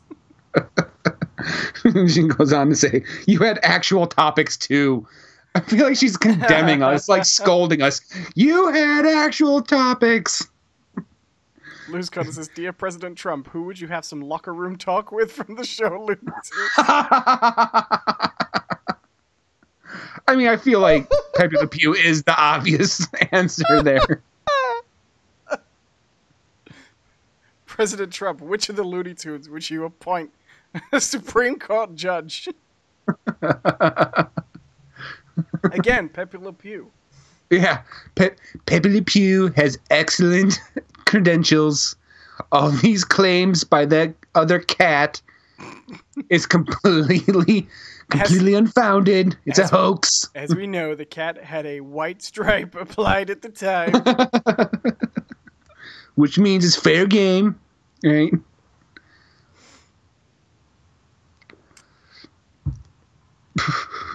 Should these accusations ruin a good skunk's life? And I would tell you, the rumors are not true. He smells just terrific. Just terrific. It's getting too serious now. Let's walk this back. Yeah. This is what you normally resort to when you have no topics. It's true. Fine. All right. This is a topic. I'm cutting the cord. Which Looney Tunes character you'd murder with your bare hands is a topic. That's true. And also, a paragraph on a commitment report. Yeah, I feel like this is going to show up in like a psych eval. It's like why? Like I didn't even ask the question. He brought it up. Well, my long game is all is a foot. Yeah, it's yeah. And I think at the end of the day, I would absolutely kill Foghorn Leghorn. You know, brutally. I'd brutally murder him. That's great, Jonathan. Now back to your commitment issues. Just oh yeah. It's my plan. Yes, if you ever decide you don't want to do this show anymore, and I'm sort of left on my own, I don't have no podcast partner, and you're trying to just move on. You're like, no, I'm a teacher now. It's not good for me to do this, John. I'll just be like, all right, so let's see. I know roughly where John lives. School's in the area. Just a little clip there, and then I'll show him the DVD of Foghorn Leghorn. You just show up in one of my classes trying to dress like a child. Mr. Cadet, if you were to have sex with the Looney Tune, Owen, get out. You're not allowed within 300 yards of this place. That restraining order's bullshit. I'll fight it. It'll get struck down in the next the next challenge. Johnny Secret says, I just feel bad for Jodie Whittaker, who was and sat listening, waiting for her review, and instead she's questioning her life choices. Oh, we've got a new fan for life. That'll be in season 13 of The Thing. Jodie Whittaker lands on the planet of the cartoons. Of The Thing? And then in the season 13 of Doctor Who, she'll be landing on planet of the cartoons and diabolical choices. Like, all right, Chris, I got a plot. I heard it on a show. It's just she comes to a planet and the people are just like ears covered, crying all the time. Just they live in like eternal torment. They just find us up in a tower talking about things being broadcast. It's like We Happy Few. Something happened 10 years ago that no one wants to admit. It turns out they killed all the Looney Tunes. First they made them real through the power of imagination, and then found that they were consuming all the resources. the origin of the thought, like the inception, is like, a little known, but loyally listened to podcast from two guys, and like,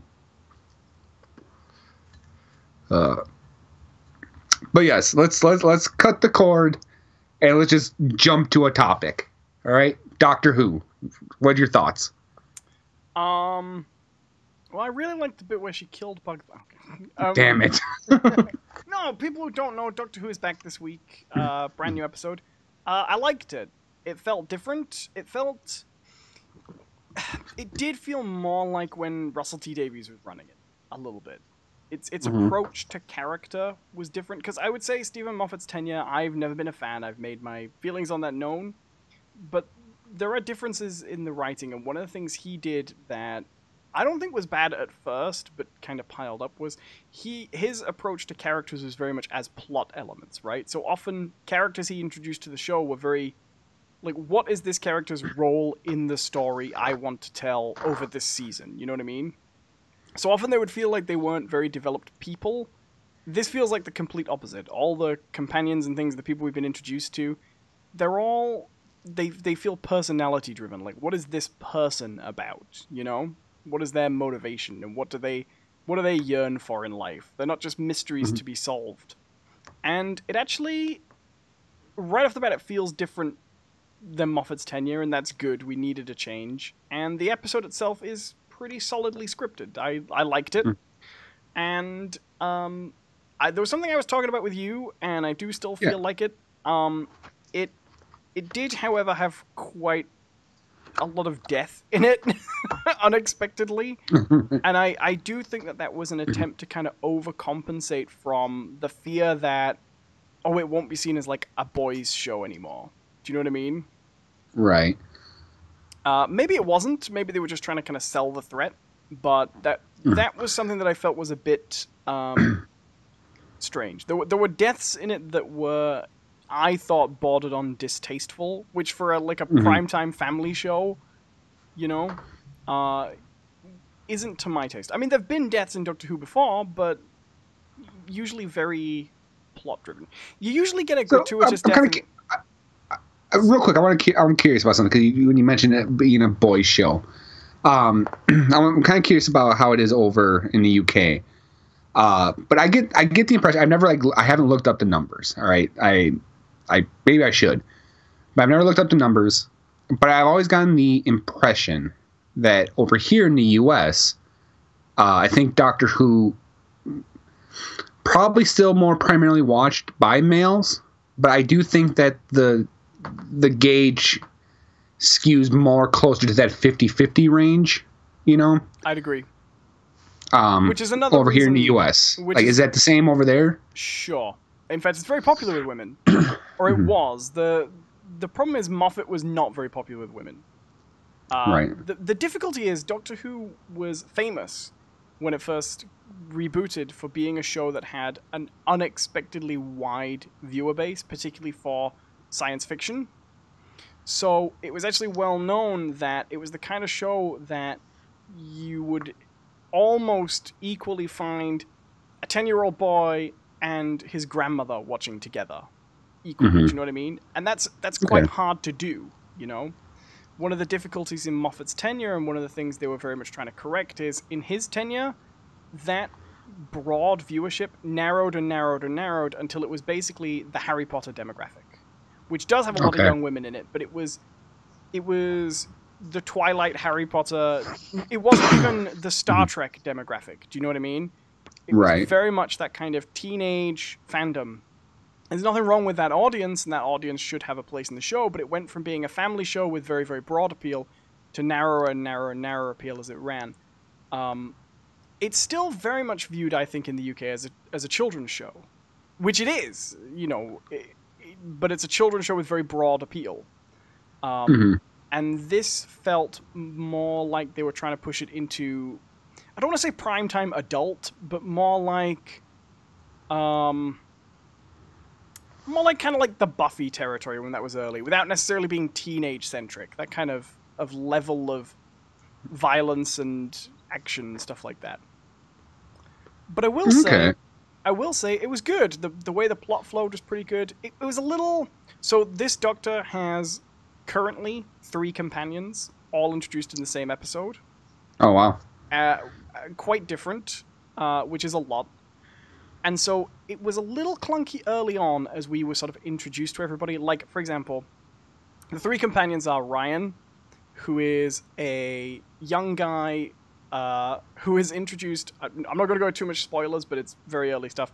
He's introduced basically explaining he doesn't know how to ride a bike because he's dyspraxic. Okay. People don't know what dyspraxia is. It's a coordination issue. And his grandparents are basically trying to encourage him to learn to ride a bike to show that he can do it. He's a normal guy, but he just can't ride a bike. And then his grandfather, who is sort of his step-grandfather, is played by Bradley Walsh. He's the other companion. And another character called Yaz, who is a policewoman. But like a one stage past a trainee, if you know what I mean. She's new to it. Now, early on, there was a little bit of... So the episode was an hour long, which is a bit longer than normal, and they spent the first 15 minutes just kind of introducing these characters. I'm not going to go into too much spoilers. People who are worried, I will just cover it a little bit. The opening was quite clunky, because it was very much like, okay, I'm the kid who is 19 and doesn't know how to ride a bike because I have a condition. I'm the trainee police officer who wants more useful work. I'm ready for the big leagues, boss.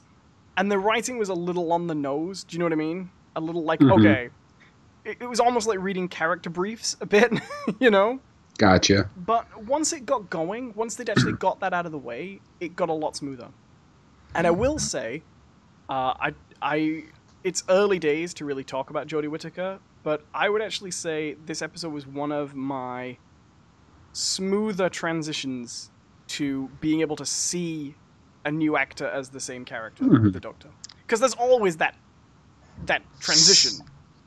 So perhaps this is just me being cynical, right? But my time with Doctor Who, and like I've said, I am very far behind. I've never seen a single Capaldi episode. I think I maybe got halfway through Matt Smith's run. So I'm very, very far behind on Doctor Who. That's what Moffat does to people. But my experience with it has always been a case of one companion, right? Primarily, it was Rose Tyler, and then it was Martha Jones, and then it was Donna, and then you had Rory and Amy, but I very much felt like they were kind of having their own story line going on, and they weren't really companions. And yeah, I guess he had like Captain Jack pop in for like a couple episodes. And in that tenure around the Amy and Rory time as well, they'd sort of moved away from self-contained adventures. It was very much in the era where he's doing big arcs about them as characters. Right.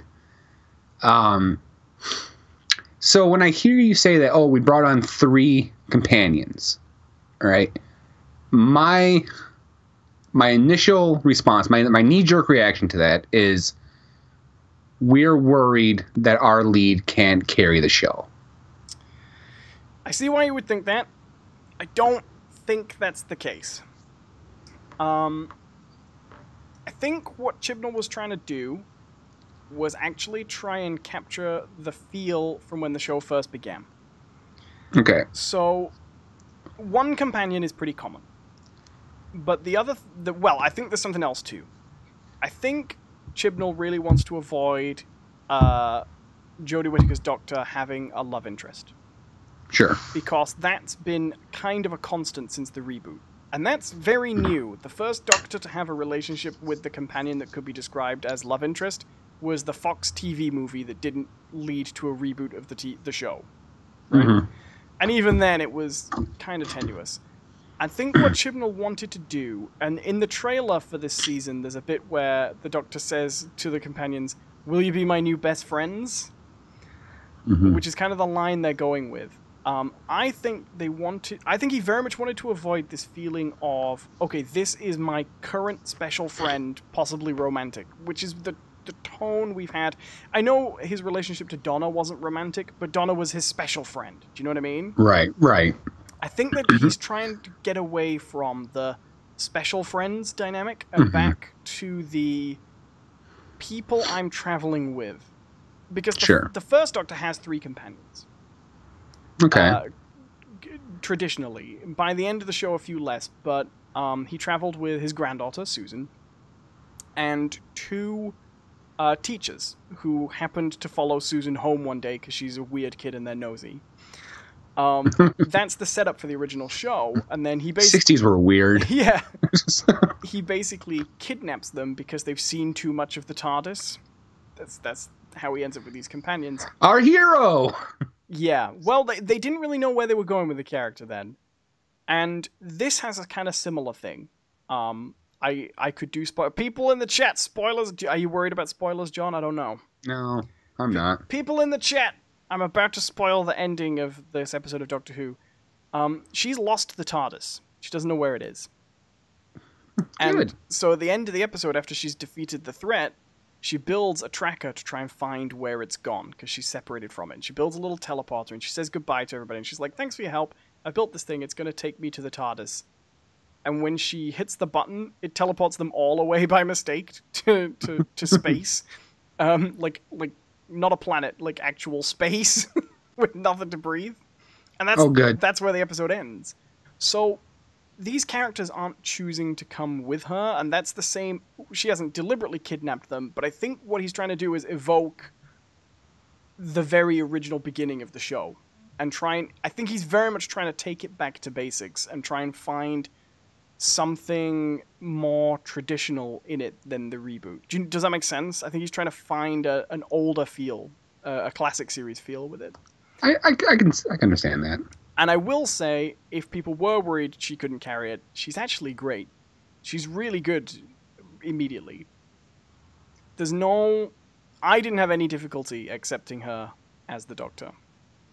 The nice thing is, I had a little bit of this with Eccleston, but it's still kind of nice. It's nice to hear an accent that's like the accent I grew up with, a working class regional accent. I don't speak like that anymore because I kind of worked very hard to get rid of my accent when I was in high school because I was ashamed of it, but it's nice to hear that on an admirable action hero, you know? I like that. It's because the actress is from, I feel like I've read this, Huddersfield? Yes, that's a town I went to university in. Okay. So she's local. Nice. Yeah, we hung out. We had a couple pints. It was a great time. No, she's a good actress, and she does good with it. They seem to be. they've done something else that's really clever too, which is they haven't. The episode doesn't dwell on gender too much, right? Sure. There is a moment where a character calls her madam, like, "Excuse me, madam, where are you going?" And she's like, "Why are you calling me that?" And they're like, "Because you're a woman." And she's like, "Oh." But that's the extent to which it's addressed. You know what I mean? Right. And it's the usual post-regeneration episode, so she's having a bit of a hard time remembering what she's doing. But they don't... There's part of me who wish they kind of get rid of that. I get it, it's built into the mythology, but it's like, yeah, I don't know. Well, I mean, it's interesting because it gives you a chance to figure them out, and it gives you a chance to resell the show to people. But it does sometimes, like, the worst example of it is David Tennant's first episode, where he spends the whole episode asleep. Like, right.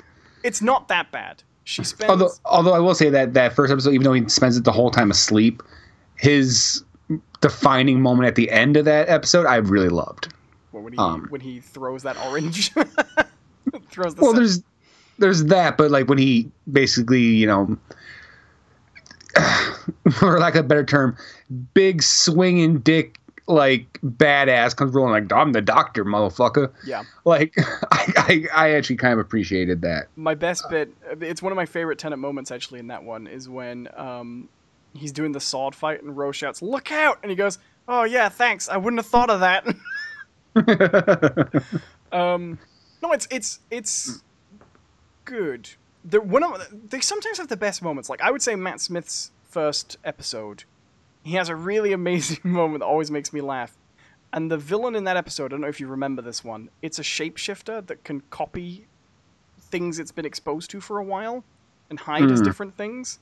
Yeah. And there's a bit where it takes on different forms and it imitates the Doctor. It's taking all these different shapes. It's going to take one that's useful to it, where the people trying to take it back to prison won't find it. And it imitates the Doctor, and the Doctor just goes, "Well, that's rubbish. Who's that supposed to be?" Because he hasn't seen himself yet. And I think that one's good. But no, I think my favorite bit from that episode, or it wasn't even that episode, I think it was part 2 of you get this bit where it's like, okay, the Doctor's about to save the day, and you're kind of expecting like him to come up with this clever plan. And he just crashes a fucking fire truck into the house. Right. I'm coming. I did appreciate it. I like that. That's a good one. That's a good one. That Matt Smith's early season, I think that first season with Matt Smith in is really good. Season 5, the Pandorica, things like that. Yeah. We spend the whole 2-part episode, the whole 45-minute episode for part 1, trying to figure out what's going to be in the Pandorica, and when it opens, it's just empty. And it's just all our villains have got together and thought, you know, if we just put this fucking box down there and put some spooky myths about it, he'll just go and open it, and then we'll just stick him in the box. Yeah. You know, he just won't be able to leave that alone. We'll just jam him in there. Mm-hmm. The resolution to that, though, is stupid. It is. I think it's good stupid a bit, but it's very dumb. Well, you know what I really liked so much about the Matt Smith's like first season run was my interpretation of Matt Smith was they kind of got away from the I'm going to sit there for like a half hour spitting jargon out that doesn't actually matter. Right. And then, I'm going to have this super clever, awesome solution. Because that was like the whole gimmick behind Tennant, right? Was that he was always, he would ramble and ramble and ramble and ramble and then have this really clever, solution at the end. And usually his clever solution at the end was, I'm going to point my sonic screwdriver at something, and suddenly the sonic screwdriver does something they had never done before. And right. That was the solution. And what I liked about Matt Smith's version in that first initial run was so many of his solutions was crash the truck into the building, right? Yeah. That's why I felt like that, how that Pandorica episode ends, the second part, it kind of falls back too much on the whole Tenet, like, here's a weird time paradox thing, and like I had the purposely exploded the TARDIS to make a warp in, It's weird as well because, so I do agree, and Moffat for his credit, like, he's good at not doing that. Like, if you look at an episode like Blink, he wrote Blink, right? Mm-hmm. And that's, I mean, the Doctor's not even in that episode. Mm-hmm. But that's one of the least jargony, technically, ones. All you really need to know is the aliens only move when you're not looking at them, and if they touch you, you're fucked. Mm-hmm. And then, but like, they even go out of their way to like, because that's where the timey-wimey line comes from, right? And they put a bit of jargon in there, like they call them temporally locked and things. But the fundamentals of it is a basically very simple premise that everybody gets, right? Mm. If you stop looking at them, they'll move. And he also did one of my favorite episodes, certainly my favorite Eccleston, The Empty Child, which is the one where the healing robots, the healing nanorobots, are healing people based on a dead child. It's such a creepy concept, but like they managed to turn one of the most creepy episodes in the world and give it like the happiest ending. Yeah, that was. I love that episode so much. Mm-hmm. And so Moffat can do stuff like that, and he didn't fall into the techno jargon as much. But the problem is he sort of lost consistency, I think. They didn't do a lot of technical jargon with this one. They did a bit. That's good. They did a bit. You know, they have. You want a bit of a sci-fi explanation in there to just go, okay, this is a thing. But like, ultimately, what it needs to come down to is this is a bomb. This is a gun. This is a. You know what I mean? Say, it's a quantum fribblibilla that you know, erases you on a cellular level and builds you back up as an orange. You know what I mean? But what you need to know within the context of the plot is this is a gun. Yeah. You know, this is a spaceship. This is an escape pod. And it did well with that. Like the big. I'm not going to go into too much detail, but the big climax to this episode is the Doctor doing something physical that needs doing that would be the same if she wasn't the Doctor. Do you know what I mean? Right. You know, it's one of those things that it really kind of bothered me, and it's actually maybe one of the reasons why I stopped caring so much. I felt like it really started with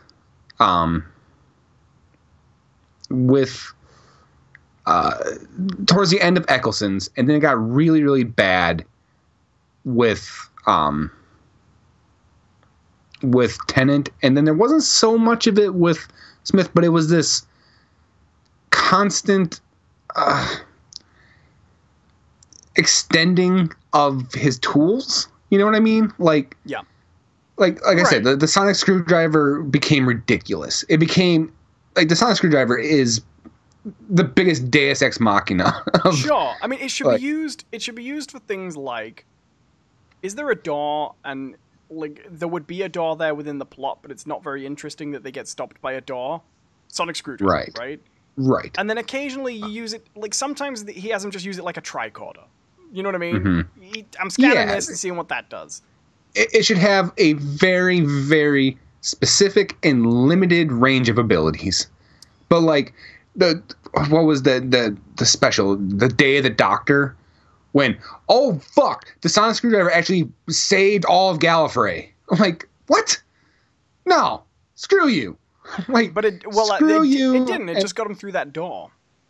No, because remember the big thing was, we need to work out the calculations to bring it back. Yeah, but they don't do that with a sonic screwdriver. No, it's a metaphor.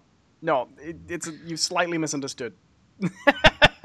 I get what you're saying. I bet you I fucking didn't. No, I guarantee we watch it. They straight up say, because he goes, oh no, I've had this the whole time, and he holds up the fucking screwdriver. No, I remember that clearly. No, so there's a scene early on when they're in the tower, and they basically establish that the sonic screwdriver is still the same basic screwdriver it always is, even if it's in a new body, right? It's always running the same software. So they basically suggest that if you start running a calculation on an earlier version, and then later on in time, the later version will have the calculation ready, right? Right. From that, they get the idea to run the calculation, but it's the Doctor that runs the calculation. The screwdriver isn't running the calculation, they are doing the calculation. It's the Doctor that does that. He figures it out with his own brain. The screwdriver's an analogy. I'm calling bullshit. We have to watch that episode again, because The The screwdriver. I think you're reading too much into. I think they very plainly said no, they don't. that it was a screwdriver. No, it's not. They don't. It's not the screwdriver. It's the doctor that's running that calculation, because they plainly say the opposite. I'm going to go back and watch that episode. Go for it. I do actually like that scene with the door, though, when they basically say the screwdriver could be used to break down wood, but you'd need to work on it. That scene works. The doing the calculations one doesn't work, but it's just kind of the ending anyway. But that's why they need all the doctors in there to play the role, right from the first Doctor. Sort of. Mm-hmm.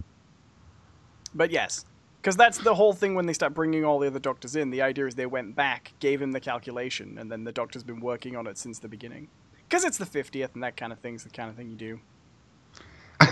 That would have been so much better if they would have just started showing all of the just a montage of all the screwdrivers showing up. not the TARDIS, not the doctors, just images of the different screwdrivers just superimposed on the scene. Oh. Good. But no, there is a screwdriver in this one because it's become iconic. But no, I agree. I think the screwdriver's overdone. I think my issue with Doctor Who as it went on is it felt like in Moffat's tenure, and I know I don't like Moffat, but you never got an episode like Moffat wrote for Russell T Davies.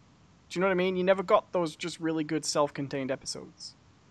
Like my favorite episode from season 1, it's not written by Moffat, but it's a good example, was Father's Day.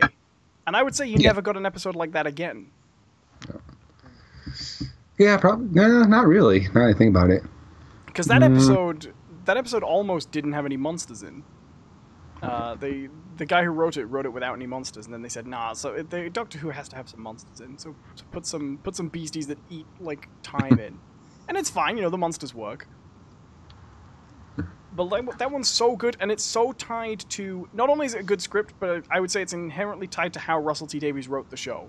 Because you couldn't have done it without Rose and Jackie being who they were, established up to that point.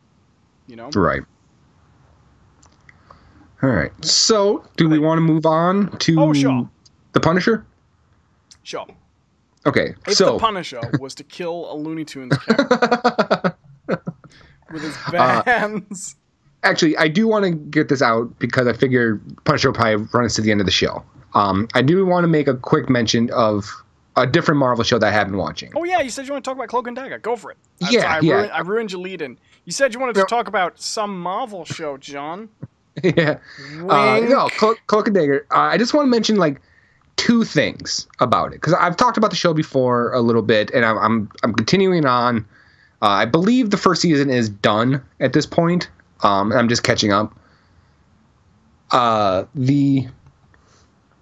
The thing I want to mention is I'm really impressed. The first thing I want is how they handle Cloak in the show. Handle Cloak sounds like touching cloth or like turtle head. Do you know what I mean? It sounds like it should be a euphemism for something gross. Right. Where's John? Oh, he's handling Cloak.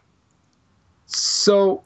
That's it. It's a euphemism for when your underpants start to ride up your crack. You know what I mean? Oh, God. Handling a little Cloak today. Damn these pants. So, if you're unaware... for you. Thank you. If you're unaware, Cloak has a power set that is not very cinematic, right? And that's kind of an issue. I don't know. Because he encompassed Thanos once.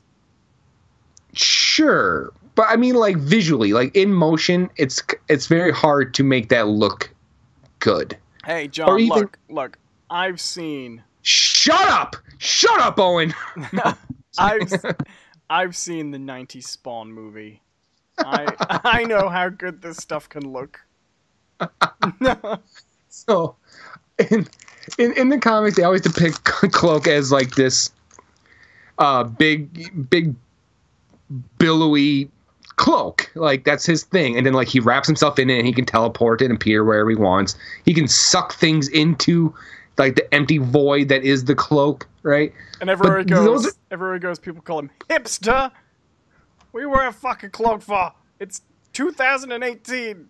Put away the... Whoa, what, you watching this movie on VHS too? What are you doing, Cloak? Because he's wearing a cloak. It's a hipster thing to do. Carry on, John. You finish telling your story, buddy. Oh, can I? Can I, Owen? Do I got permission? I gave you your who time. Fuck, now where was I? Yeah. You ruined me, Adams. You ruined me. Billowy. So yeah, when I started first time watching the show, that was my big fear. I'm like, how are they going to make this look, right? And they do toy with the powers a little bit, because like in the comics, the cloak is literally just a part of him. Like it's just his body. I don't think I and the that. show, yeah. He can't really take it off. If the cloak is somehow removed from him, he no longer has the power. I want to see a Cloak and Dagger story where it's basically like a retelling of the full Monty, and they're all just unemployed and on the like the bread line, but Cloak starves to death because he can't take it off. He's like, I can't join the stripping crew to earn money to buy my way out of poverty. Actually, in the Runaways comic, there is a bit where one of the Runaways manages to rip off the costume because she's super strong. Rip off the cloak, and he does revert just back to Tyrone. Oh, that's interesting. Yeah. So yeah, the cloak is actually integral to him in the comics. In this one, they toy with it because they can't really have a character. I mean, you could if you're really stupid. But you can't really have a character running around school and stuff because they're teenagers. Just big billowy black sheet flying everywhere. I would love it. And no one in the school ever mentions it. Just the teacher trying to teach, and you just see like out of the corner like a little black piece of fabric keep like slapping him in the face. But no one ever acknowledges it at any point. That he's just like, yes. That he is just like a sheet on a washing line with a head. It's like, yes, and when we examine the hero's journey in classic literature, we can see that there's always a circular path of the, Joseph Campbell was trying to, man. And he looks like one of those toys, you know those ones that give babies that are like security blankets but with teddy bear heads on the top? Right. Those things are fucking terrifying. But so what they do instead is that a big part of the show is the fact that they moved it from New York to New Orleans. The other new. Yeah, the other new, you know, you just skip New Jersey, New Mexico. They're inferior news. New Hampshire. But so they go to New Orleans, and what they do is that they don't just make it a arbitrary choice. New Orleans, they set in New Orleans, and they actually utilize the city and the culture there very well. Like voodoo plays a important role in the show. But one of the things they do to get away with the cloak thing is the cloak that he wears was actually a Mardi Gras costume that his brother had started making before he was killed, which is what kind of sets off the whole thing, is that Cloak's brother was murdered. This is exactly how Spider-Man 2099 gets his costume. It actually is. It's the costume they wear to go to the Day of the Dead. Him and his brother's trip to the Day of the Dead. That's cool. But yeah, it was a cloak that his brother had started making. So what it is that when he wears the cloak, he has a more personal connection with his tragedy, which helps him control his powers. It's a shitty way to get your powers, though, isn't it? Yeah. But so that was kind of unique. It was really I really like that explanation of it, where it was like, okay, clearly we can't have a guy who's a living sheet. Cowards. Yeah, it would have been the brave choice. But then what they do is that he has this confrontation with the police officer who shot his brother. And so that's the other thing about his power set. He can teleport. He can teleport within his cloak. Not really a power great for fighting. You know, like, it's really hard to make that look right as like a confrontation. So what they do is they actually conjure up this whole thing where throughout the whole day, Cloak has been fucking with this cop, like moving things on him, like taking his gun away and then putting the gun back, which puts this cop in like a real paranoid state at the end. And then they bank on the fact that the cop's memory isn't good enough to distinguish the difference between the kid he shot 8 years ago and that kid's brother who is now 8 years older. Right. So Cloak basically pretends he is the ghost of his brother who this cop had killed, and basically forces the guy into such a paranoid state that he confesses. As you do. It was a clever way to tie that up. So I kind of wanted to point that out, that I feel like the writers of the show have some cleverness to them that they are utilizing, and I always appreciate that when I see that. Let me see what this is on in the UK. Well, it was on Hulu, or not Hulu. We don't have Hulu in the UK. No, it was on a channel called Freeform, which used to be ABC Family, but they changed the name to Freeform. Oh, it's Amazon Prime here. Mm-hmm. Damn it. So that is what I want to point out. The second thing is, now that's my compliment to the writers. Now is perhaps not such a compliment. So have you heard of the term fridging a character in terms of comics? Yes. Right?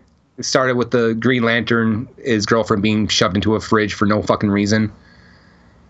So this has been an issue. Go off, John.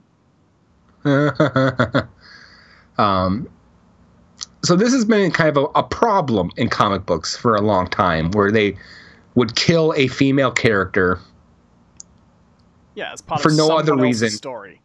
Yeah, for no other reason, than to further, They do that in this show, right?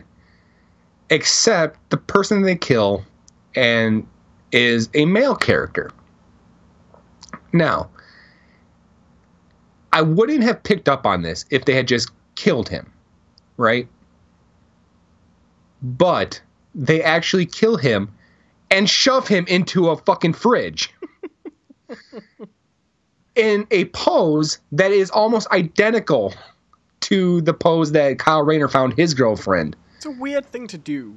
Like, I guess if you're going to be like, I'm going to gender flip it, I guess. But... Exactly. And that was my first inclination. I'm like, or my first thought was, oh, they're trying to make a point about like gender equality by doing this to a male character. And my thought was, you kind of fucking missed the point. like that's just don't do it. Just don't do that. You don't make a problem better by doing the problem. Right. You know? Like, so that was my thing. Like, I get the feeling that they were trying to send some kind of message with it, but they kind of didn't realize what the crux of the problem is. You know? That makes sense. So those are the two things I wanted to point on the show. I still have, I think, 2 episodes left before the season's over, and from what I understand, it has been renewed for a season 2 already. It got renewed before the season 1 had even ended. So it's good. It's a good show. It definitely doesn't. It never tries to be flashy with it. Like, there's never really any scenes where there's like a big battle, big explosions, nothing like that. Everything in the show is very grounded, and all the powers and super heroics or whatever are done in a very, I want to say, it's a terrible, I don't mean this in a bad way, but they're done in a very kind of mundane sort of way. No, I know what you mean. I like that kind of thing. I like that kind of take. There is a really great episode where, I guess another part of these characters is that Jagger can go into people's minds and see their hopes, like their greatest hopes, and Cloak can go into people's minds and see their greatest fears. But they discover if they both go into the same mind at the same time, they just see the person's consciousness, right? Or what's in their mind, like memories. Ooh, because everyone's mind is a balance of their hopes and fears. Right, you know. Subtle. But what they do is that they actually both go into the mind of a person who was rendered in a coma during the event that gave them their powers. So what gave their powers is basically an oil rig explosion that happened while both of them were in the water. Makes sense. That the oil rig sat on. Happened to all of us. I mean, they go into it and said, oh, they're actually digging for a strange source of energy, something that they didn't understand. So, yeah, comic book shit. But what they do, they go into the mind of the guy who was on the oil rig when it happened and who was put into a coma.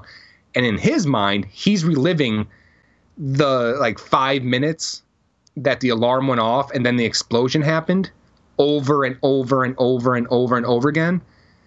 And he's actually aware that he's living it over and over and over again, but he's trapped because he can't figure out how to stop the explosion from happening.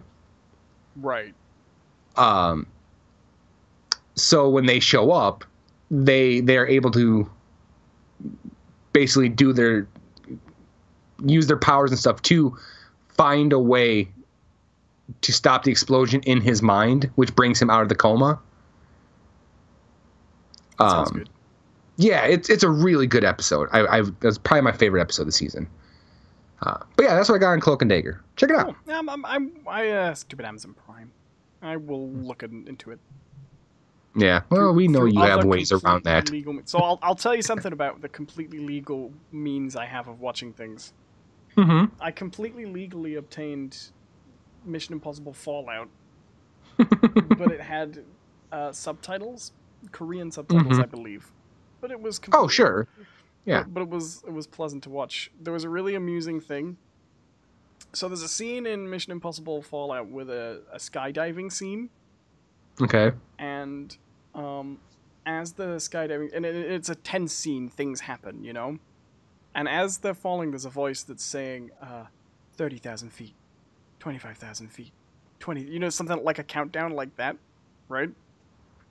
And I'm looking at the subtitles, and rather than just translate it to whatever, the local language word for feet was, you know?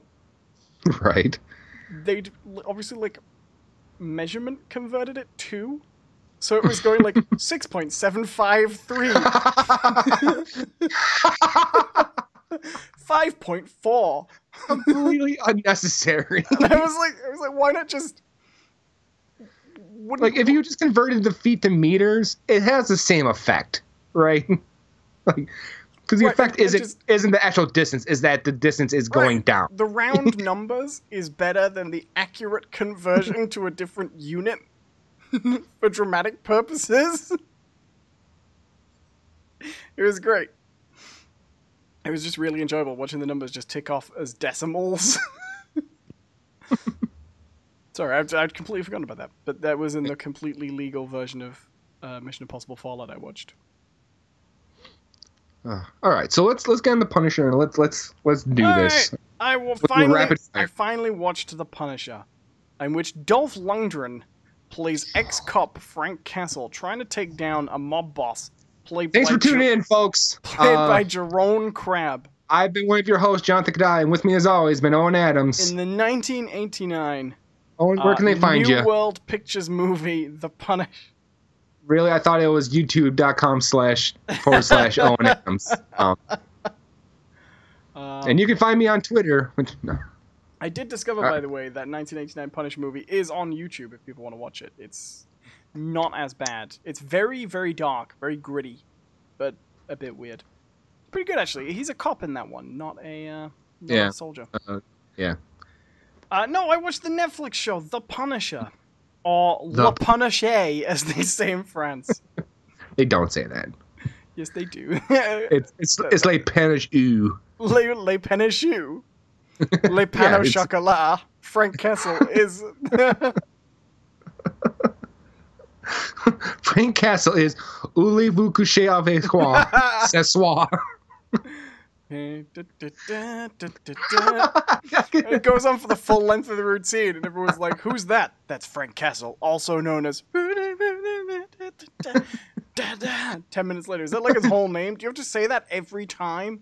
Yeah. I want to see the Netflix original series, John Barenthal as Lady Marmalade. I watched The Punisher. It was good. He drinks golden magnolia wine down at Old Moulin Rouge. He had a beard in it at the beginning, and the more he cut off his beard, the smarter he got. That's the plot of The Punisher. Kind of. We open with Frank in a coma, but still wielding a hammer. So one of the things I thought after I watched this, and I want to know what you think about this, right? Do you think they should have made this season one episode shorter and taken that first episode and released it like months in advance as like a teaser? Because it's very self-contained. It is. That episode is basically how does the Punisher go back to being the Punisher, right? That's that setup. And it does introduce Microchip, but just as a little nugget at the end to lead into the plot. See, that's why I don't think that really works. Is because that ending has such a huge tie to things, but it's also such a small moment that I think it might be easily forgotten. Yeah, it makes sense. But you could just play it again at the beginning of the next one.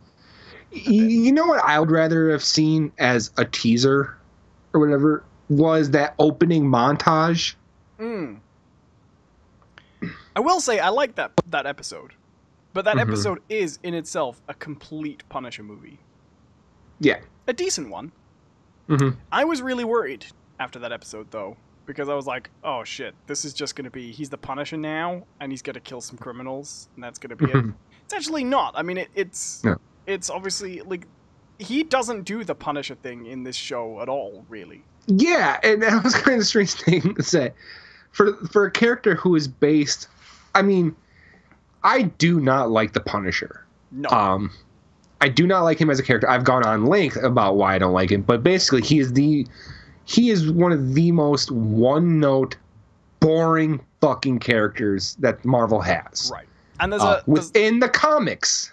There's a fundamental issue I have with the Punisher as a character when he's done as he's done in the comics, which is the basic premise you have to believe if you enjoy that character is that it's justifiable on some level to be a vigilante who murders people. That there are people who deserve to be murdered.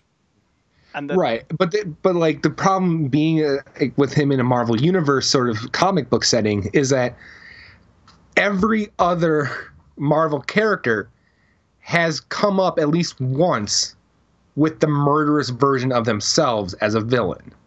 Right. And yeah, which makes it like if and I feel like they tried to. They really tried to at one point. Just tried to remove the Punisher from mainland continuity, stuck him in the Vertigo world, and left him there. Yeah.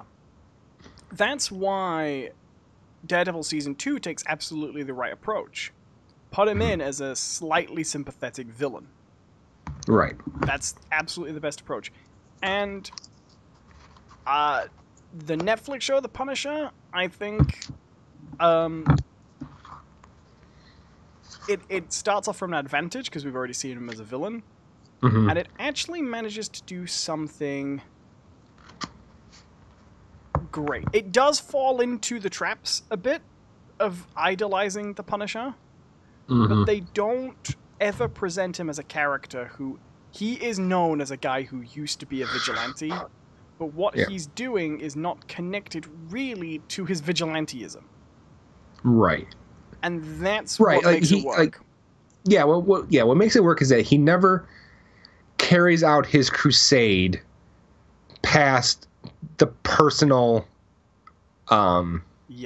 impact he has. Right, and the situation they've also established is that aside from the fact that he is essentially, like, nobody knows he's alive, he's basically safe to not return to this at all if he doesn't want to, until he's brought back into it. Right. But Micro's not in that situation at all, and he kind of establishes that Frank isn't really safe, and the things that put him... that killed his family haven't stopped. That's the motivating factor. And so it is a story of revenge, absolutely. But he's also surrounded by characters who don't necessarily approve of his way of doing things and don't... what's really interesting about it is it doesn't feel like the Punisher in the comics, I don't think. It feels like some takes on the Punisher we've seen, but it doesn't feel like that... it doesn't feel like that character, and it doesn't feel like you are necessarily supposed to approve of him. Like, I would say the defining thing you're supposed to feel for Frank is not so much, whoa, that's awesome, but kind of like a pity for him that if he could just let it go, there are so many opportunities he has to resume a life, you know, and that he doesn't take. And they also... Right. It's very much the Breaking Bad sort of thing, where he has opportunities to walk away.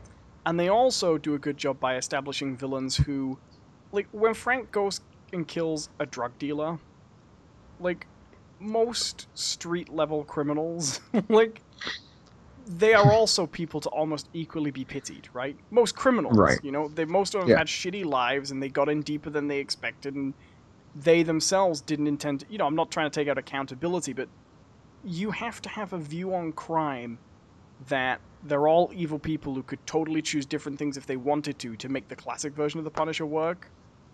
But the villains we have here are people who are not... You know, we're not talking about disadvantaged people who grew up in poverty who end up trapped in crime. They're terrible people who did terrible things for selfish reasons they didn't need to do, you know? The funny thing is that I think to fully appreciate the show and the take on the Punisher, you have to have almost a complete opposite opinion about crime than the people who normally idolize the Punisher. Yes. Well, he's very popular with fascists, the Punisher. Right. The whole idea of, you know, kill them all, let God sort it out sort of thing. Yeah. I'm not even exaggerating when I say that. I mean, like, actual fascist groups like the Punisher. Absolutely. Right. And, you know, you add on to the, you know, the veteran status, stuff like that. Yeah, he is very right wing ready, you know. Yes. As apparently in is comics. Karen Page. Yeah. Republican Karen Page is what this show should be called. They do make the Democratic... He's clearly a Democrat. He's supposed to be a Democratic politician. You know what I mean? Right. They don't paint him well. No. Not that I think that's inherently a problem or inherently a political statement, but it's one of the very rare shows I've seen these days to to...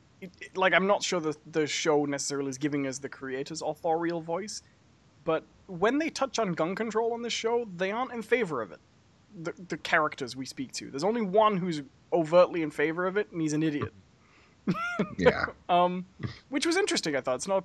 I don't think it affects the show positively or negatively, even though it's not my opinion, but it was interesting.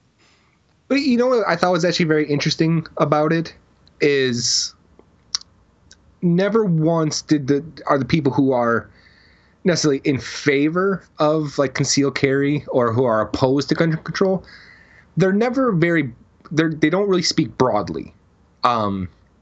They all sort of take the same approach, like, okay, I carry a gun and I use guns because of an incredibly specific reason, right? Involving very tragic things. Like, look, I'm not in favor of concealed carry. I do support gun control.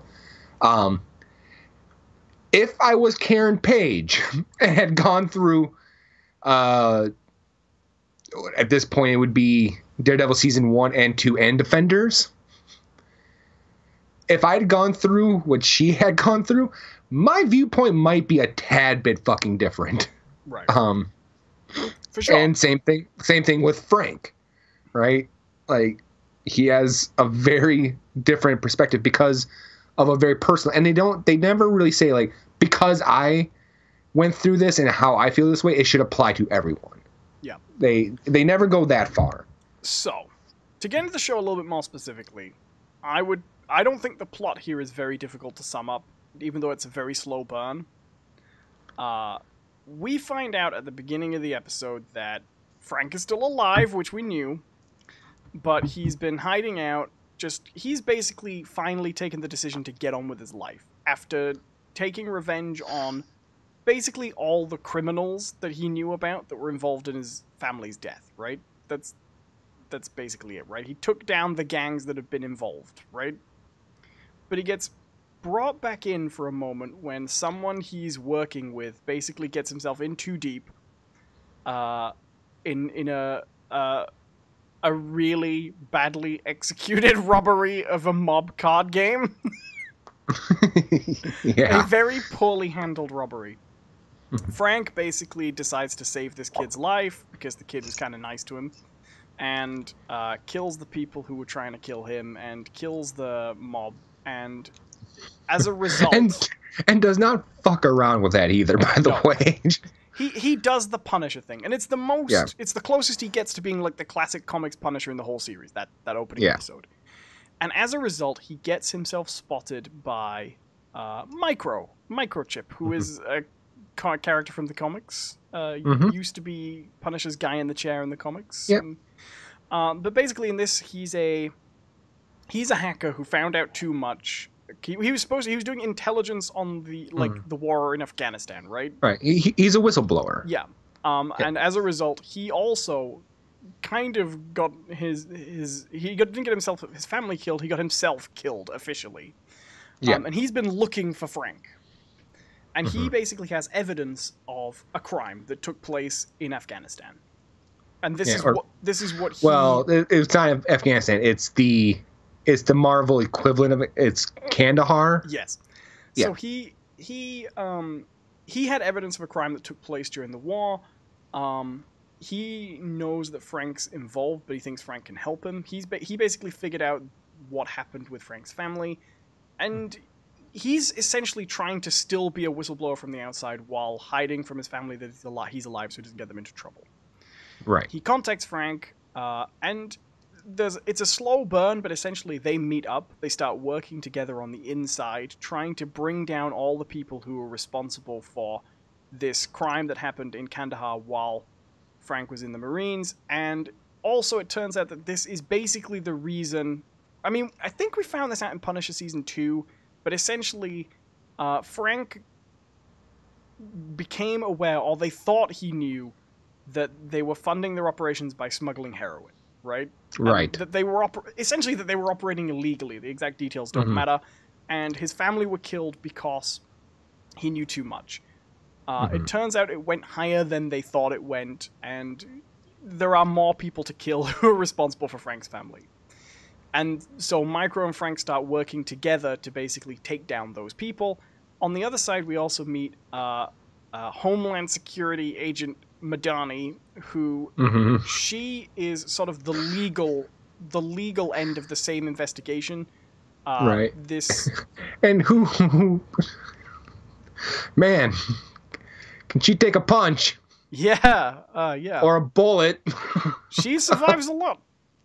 So she is she's investigating because she's investigating the same crime. This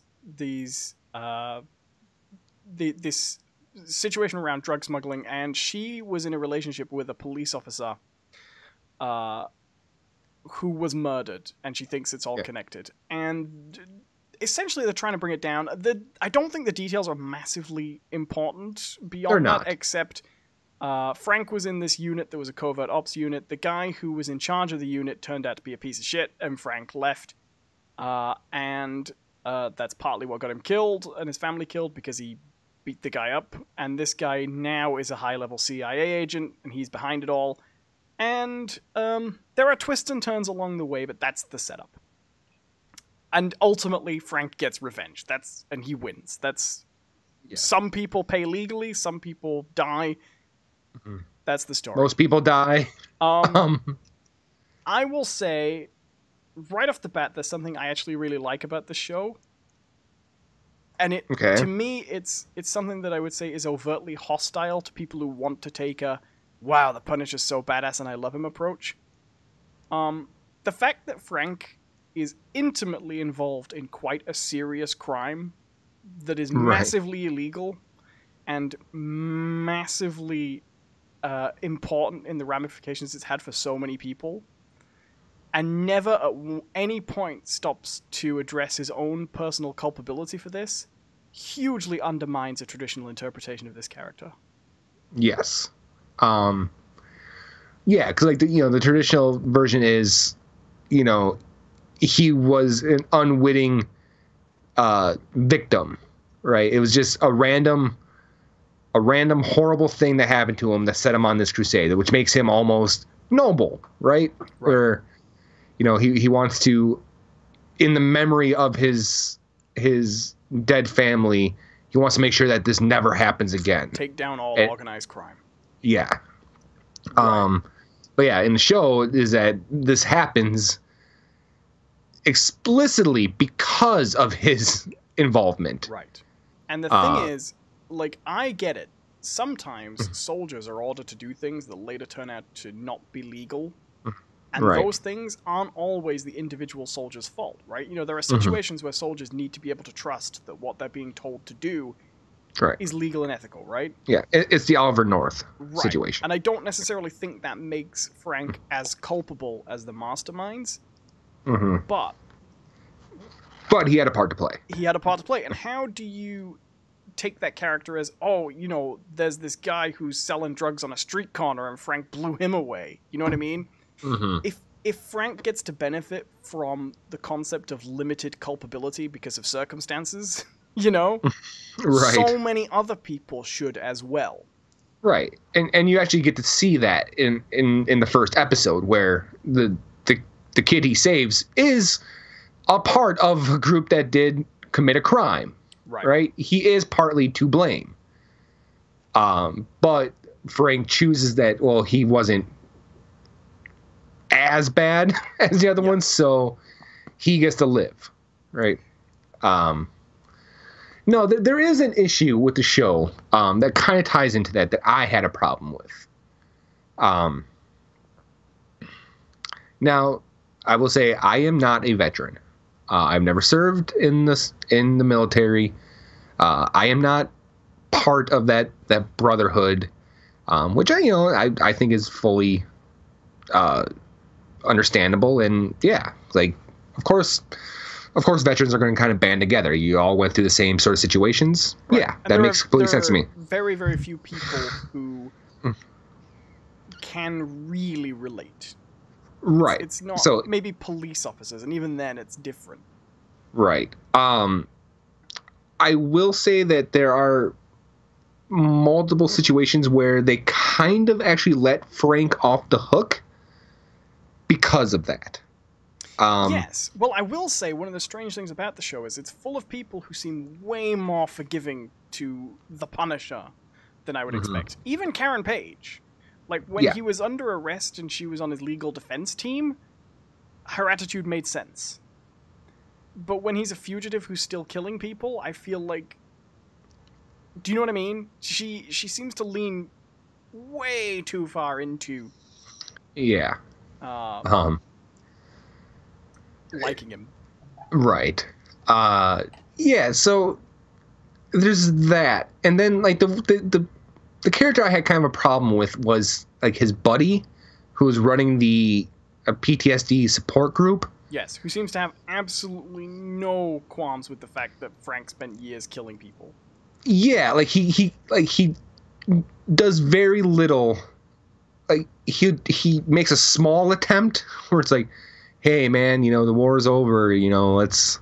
But then when he figures out what Frank's doing, he's like, yeah, man, I understand, you know, we're both veterans, we know what it's like. And I realize Billy Russo's not exactly the emblem of morality, but he also says the same thing, which is that it's very understandable that he went after people that killed his family. And he says it around people who he expects to understand, you know?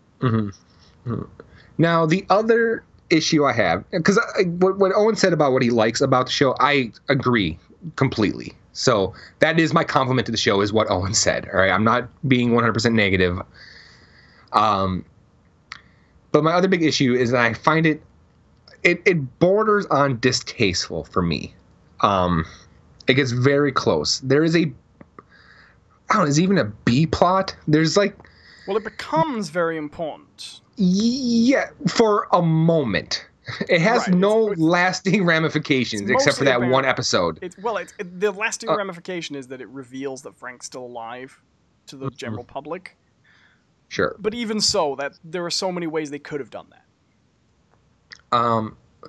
So there's this plot that follows another soldier who comes back from war, and he's suffering from PTSD or...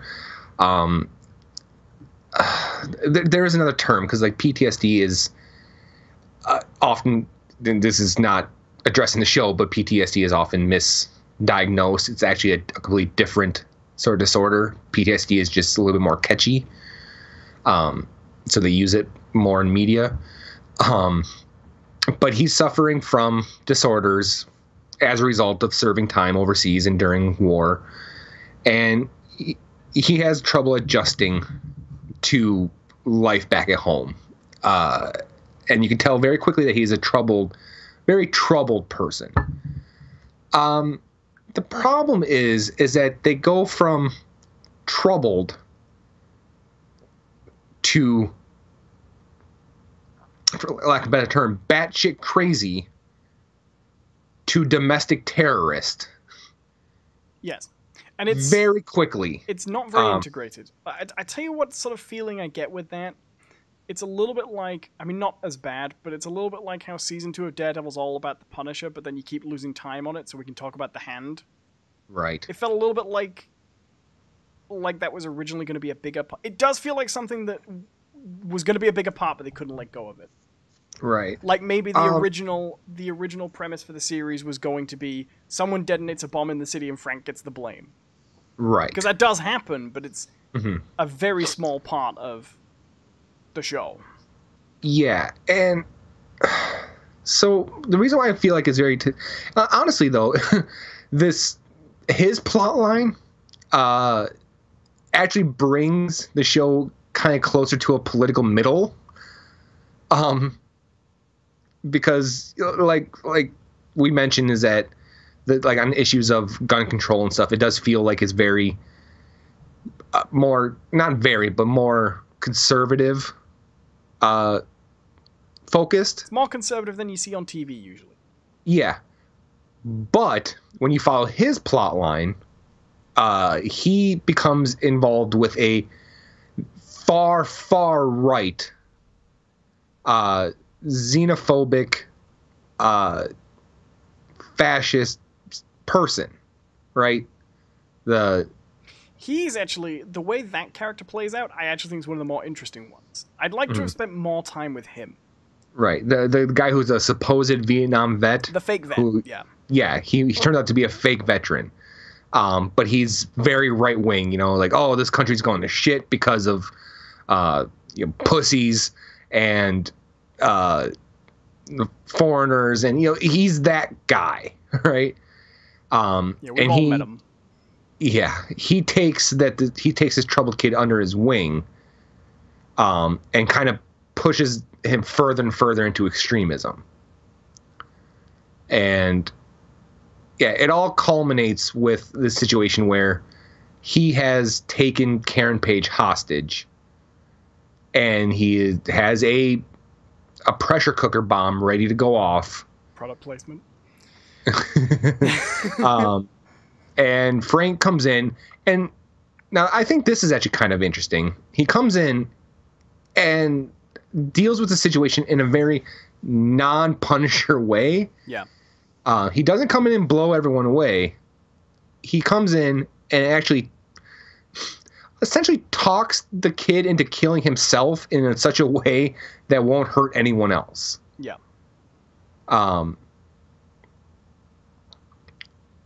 But my problem is that why I felt it was very distasteful is that the PTSD issue is a real issue. It is a problem that affects a lot of people, and I don't think as a society or as a people in general we found a very good way to address it in the real world.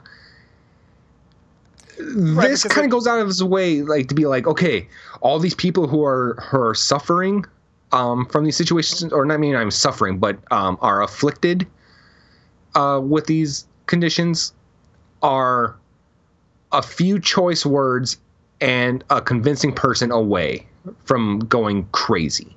See, that wasn't my take on it, because they do offer a different person to that in the guy who leads the group. Like, he's the alternative for that. So it didn't bother me in that regard. But then again, I'm not a vet, so it's not my... Do you know what I mean? It's not my... It wouldn't be my place to be bothered by. Do you know what I mean? Does that make sense? Like, whether I'm bothered by it is not the issue.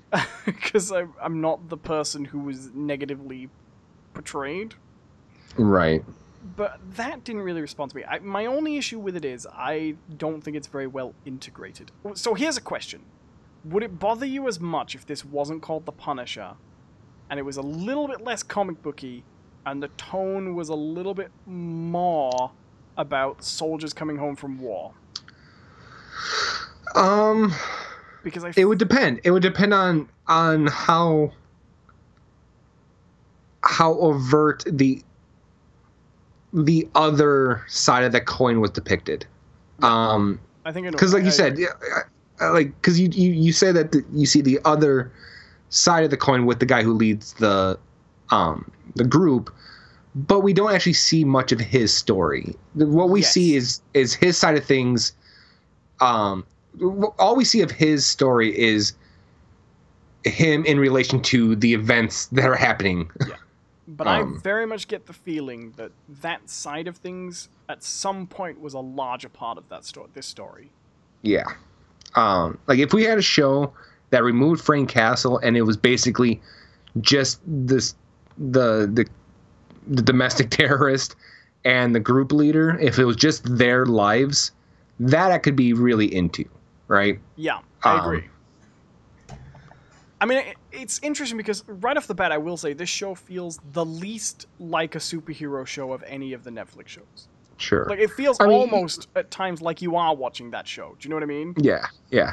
I mean, they do give us a pretty cathartic a few cathartic moments at the end. I felt like, and I mean cathartic because, like, there are some overtly violent moments towards the end, and oh yeah,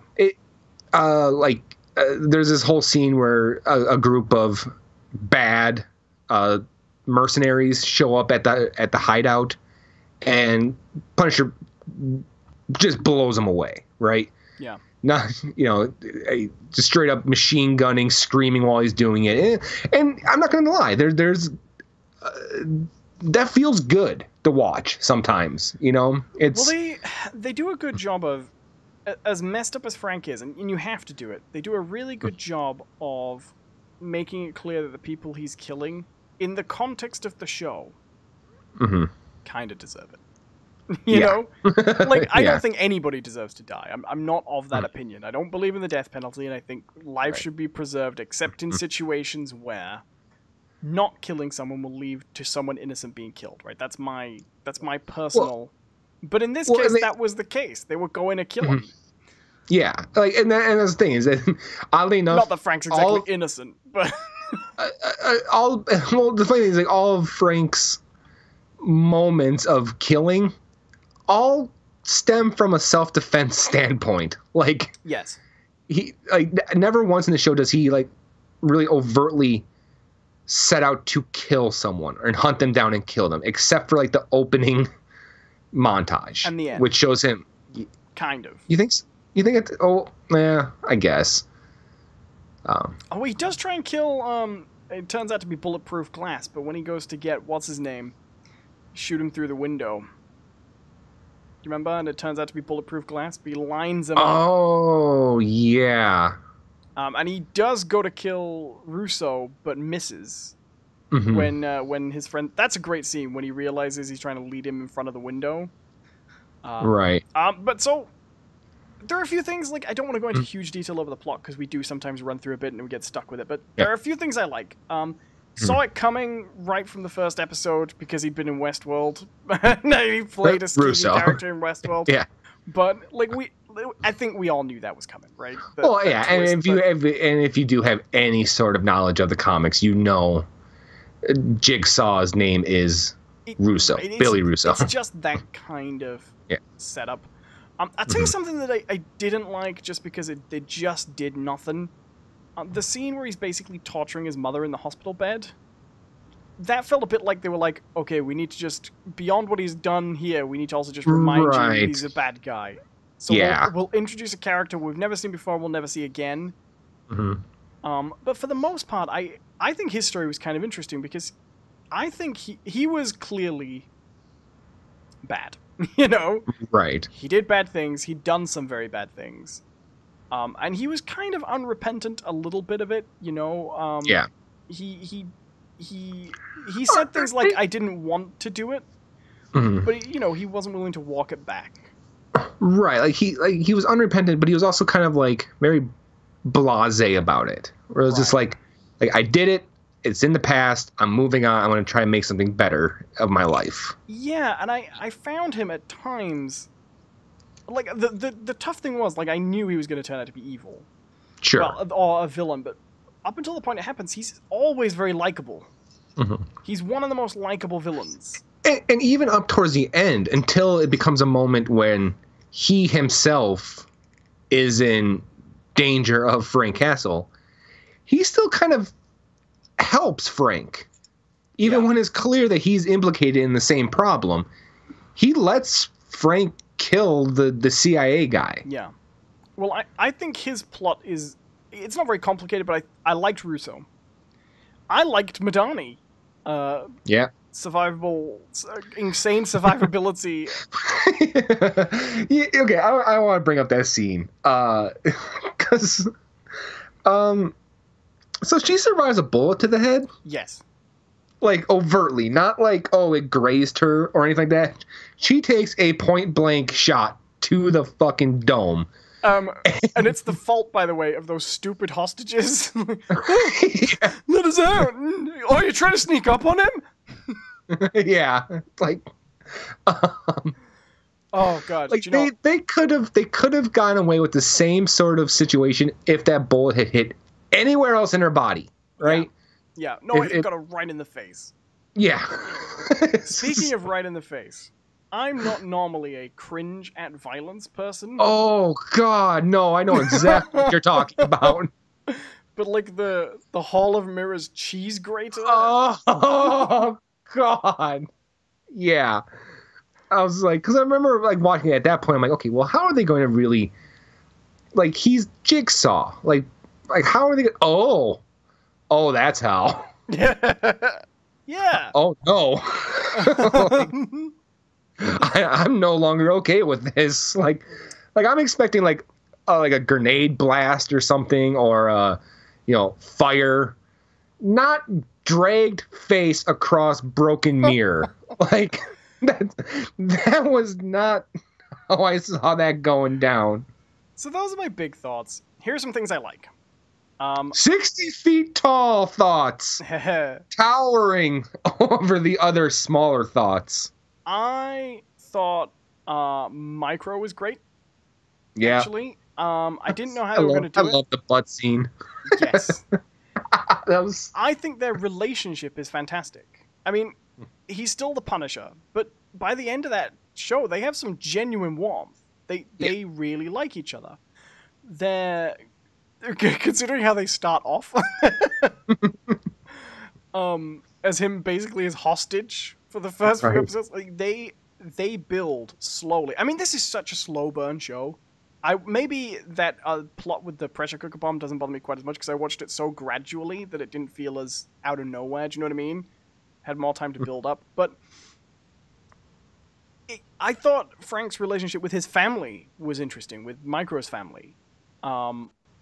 This thing where you can see that she's the widow who wants to move on but doesn't feel ready yet.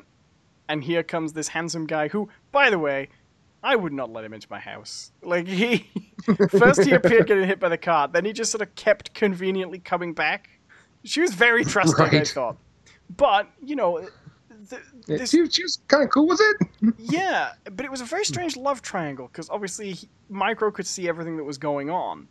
But then when the moment comes, because you know it's coming where she's going to make a move on him, because, of course, that was telegraphed for a while. The fact that didn't become like Micro's the jealous husband thing, and he's actually just like, well, yeah, as far as she knows, I'm dead, He actually says, if it wasn't you, it would have been someone else, Right. Was a good way to take it.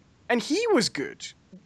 Like, at first, I kept thinking, like, I could not see these two as a couple, because she was very, like, together and proper, and we only ever saw him as, like, the slob. Like when they finally reunite and he's like, I've been in a dressing gown in a basement for the last year. Right. I liked those characters a lot. I even liked the kids. Yeah. Even the one Frank sort of pretend stabs. as if that was gonna be good. My favorite bit, actually, Micro bit, is when he sees that his son's sad, so he just turns up. He needs me. Yeah. I'm here. I liked that.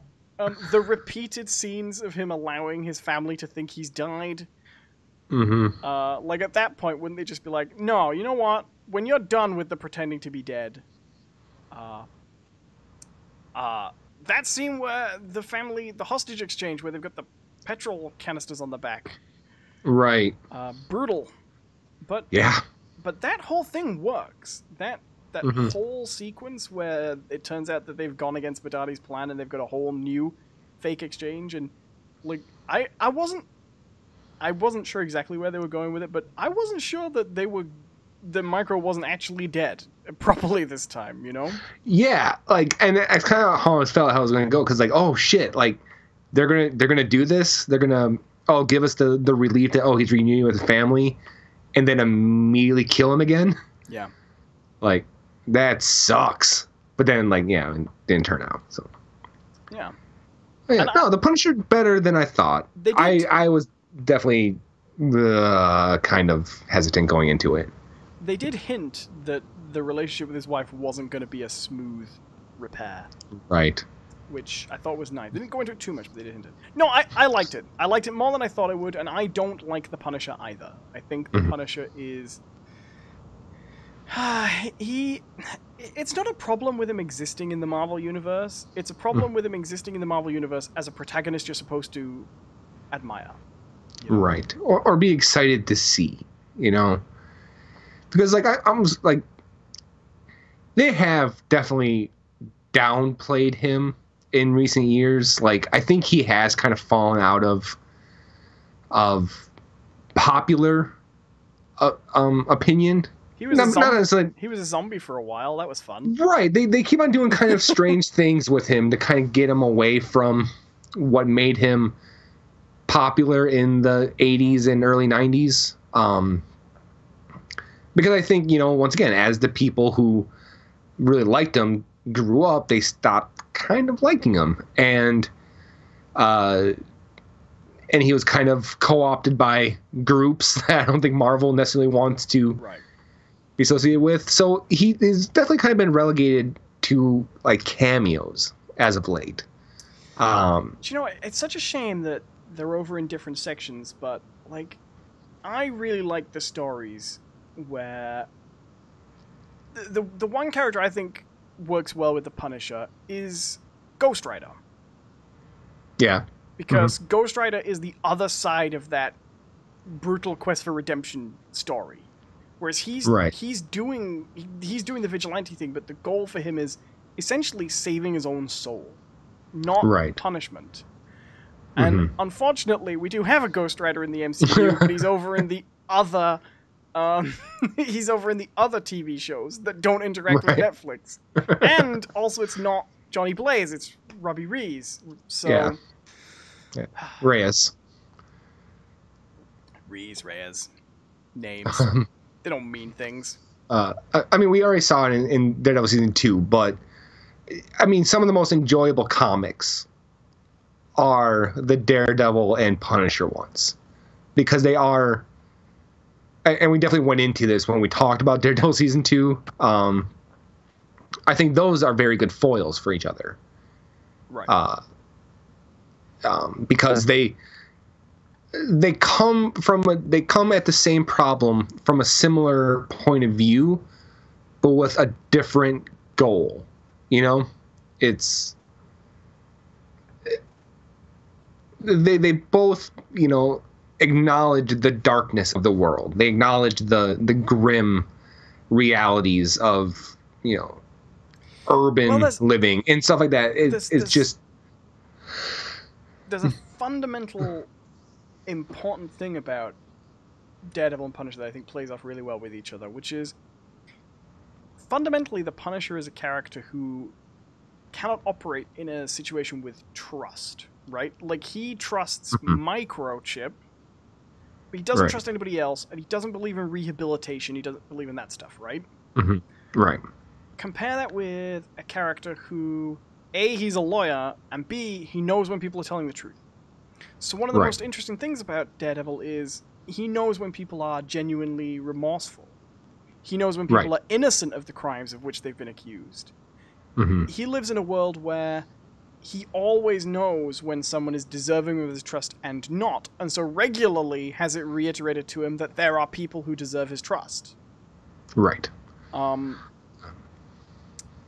Whereas Punisher has to operate in this space of paranoia where he has to operate from a position of absolute self-conviction.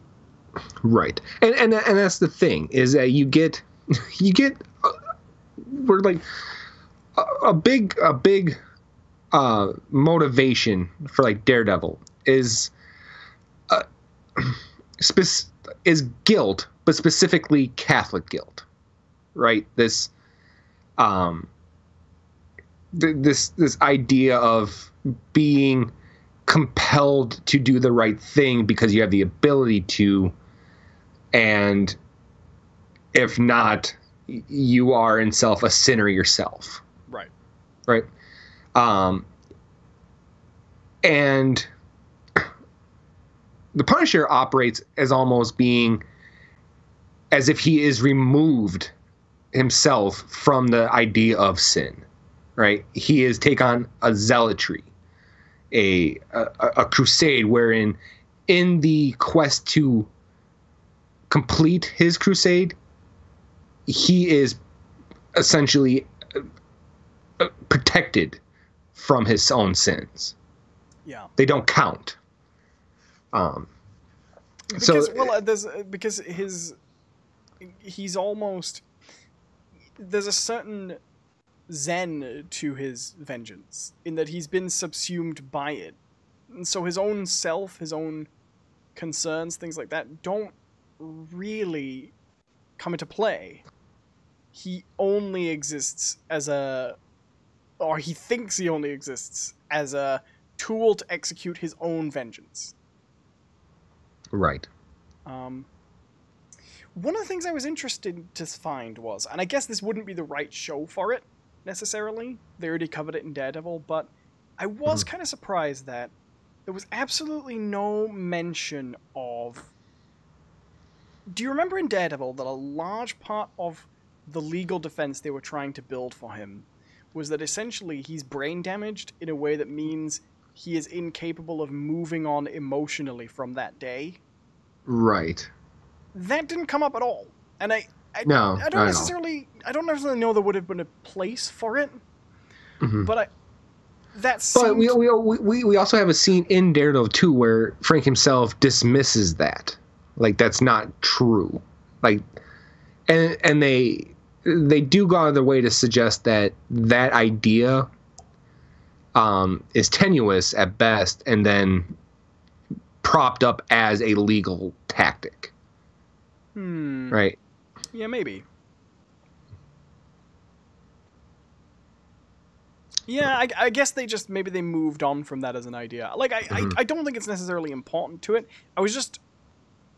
When they did it in Daredevil, it seemed like they were building it up as something integral in what their conversation about the character was going to be. But I guess it was just integral to their conversation in Daredevil, you know? Yeah. Like, I think... I'm kind of with you. I maybe wish they would have played that up more as the idea of the Punisher being brain damaged. Like, I actually kind of like that idea in a certain way. But I do believe in the context of the show, it was pushed more as a legal defense rather than maybe a true characteristic. So I know I'm always like angling for my crossovers and things like that, but I actually think this would have been a really good series for a crossover, even though they wanted to keep it very separate for the Defenders. We got Karen Page in it. Mm-hmm. And I know Matt's off doing stuff. You know what I mean? Right. But with terrorists and stuff in New York, I think we could have had a Jessica Jones do you know what I mean? I feel like there was a role in there for something. Oddly enough, I think a kind of an interesting situation would have been Luke Cage. Yes. The bulletproof man versus the guy who does nothing but shoot people, right? I think that would have been a very interesting situation. So what did you think of the episode with the multiple perspectives? Because I've seen a few people with a few different opinions on this episode.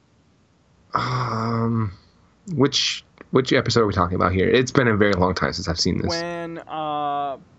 When Pressure Cooker Guy threatens to kill the senator and Frank comes in and rescues everybody, but different people have seen different things, and they think right.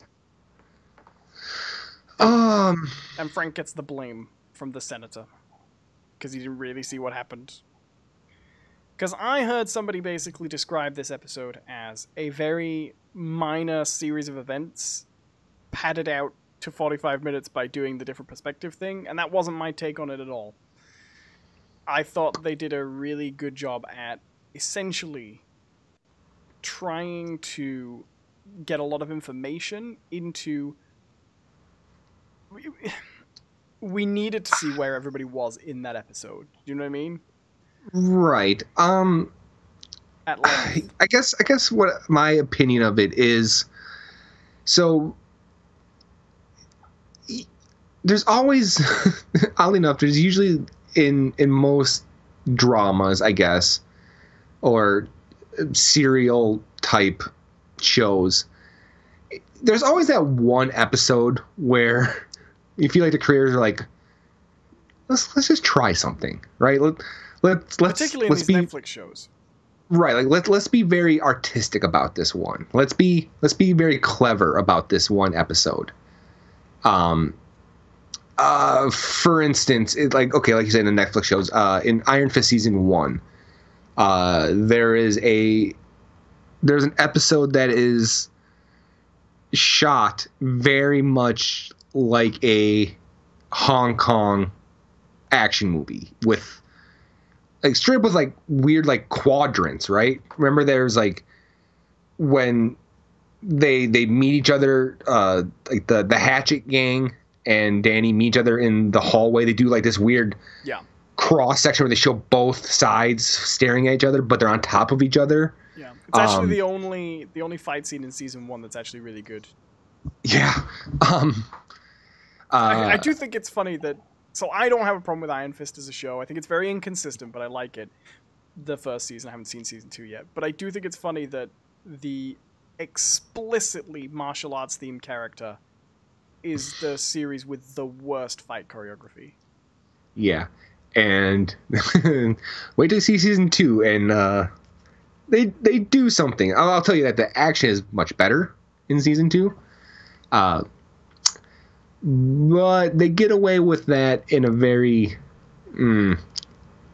strange way. So I'm just gonna let that hang. No, I'm looking forward to watching it. I like Iron Fist. I think it's underrated. I don't think it's perfect. I don't think it's bad. Right. Yeah. It falls apart. We are not getting back into this. It falls apart plot wise as it goes. Yeah.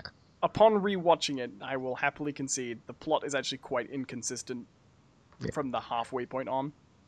Yes.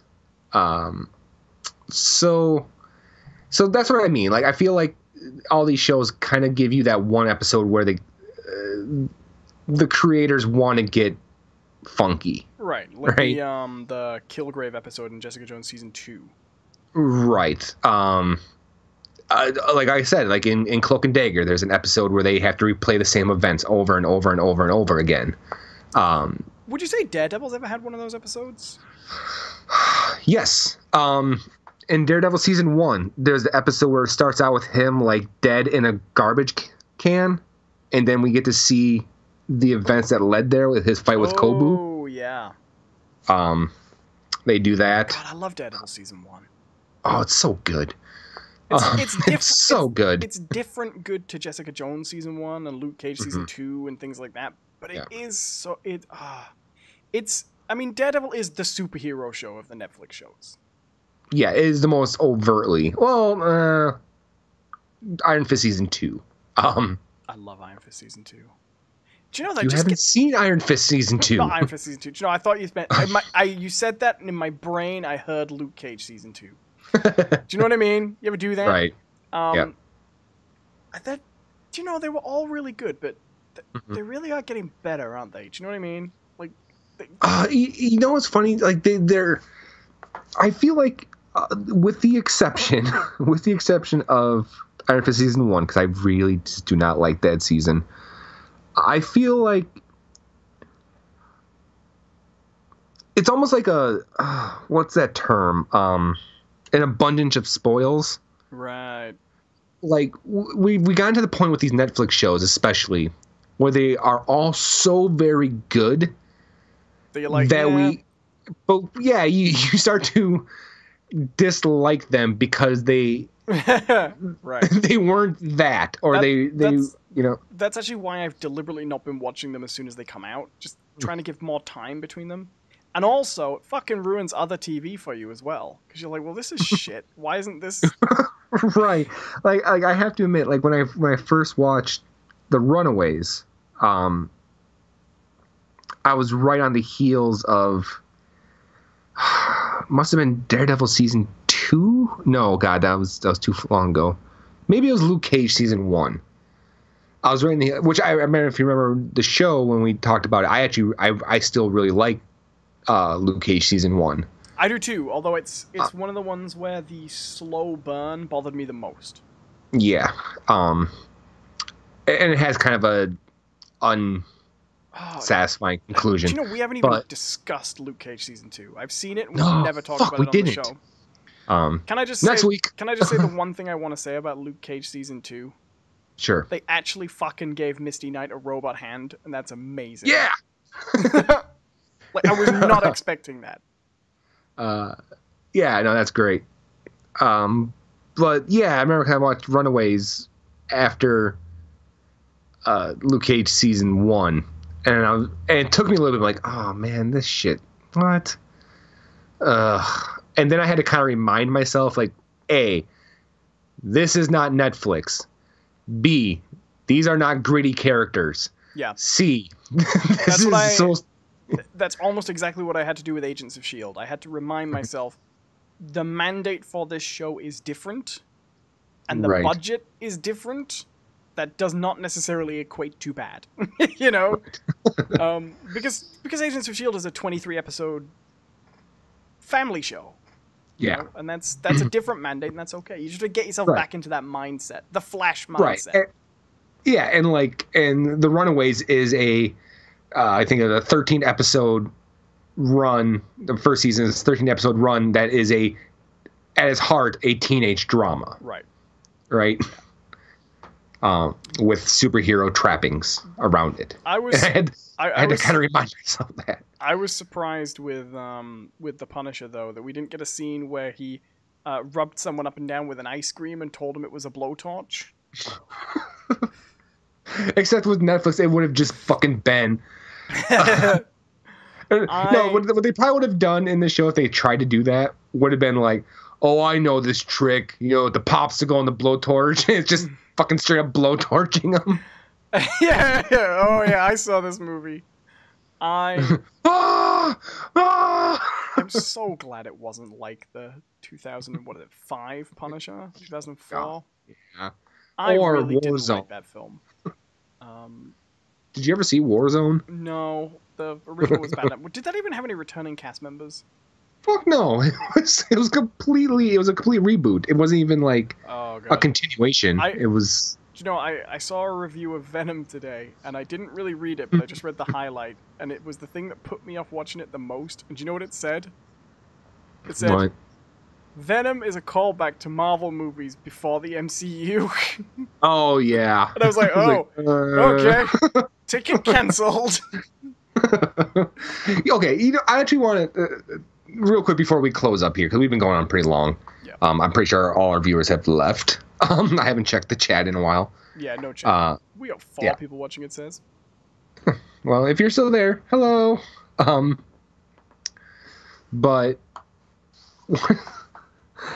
a lot of people have been throwing this whole thing out there that, oh, the critics gave it a 31% on Rotten Tomatoes, but the audience gave it an 83%. So you should just go and watch it yourself and make your own decision. I saw the makers. I saw the makers cracking out that whole, we made this for the fans before the first reviews had come in. And I was like, oh, it's shit. I want to grab people and be like, you want to know why the audience score is so much higher than the critics? Is because the fucking audience generally has an invested interest in the character. Also, right? Look, people who like Venom and are like, oh, I really don't want this to be bad, so I'm going to give this probably a better score. It's the same thing that happened with Star Wars, right? It was a lot of people who were like, I want this in my Star Wars movie. I did not get that. Bad score. Right. Also, I hate to be a conspiracy theorist about it, but literally anybody can make a user score. And right. There are PR companies that we know about as a fact whose job it is to be hired to make lots of those accounts and punch up those numbers. So they mean nothing of value. That's why they separate them out.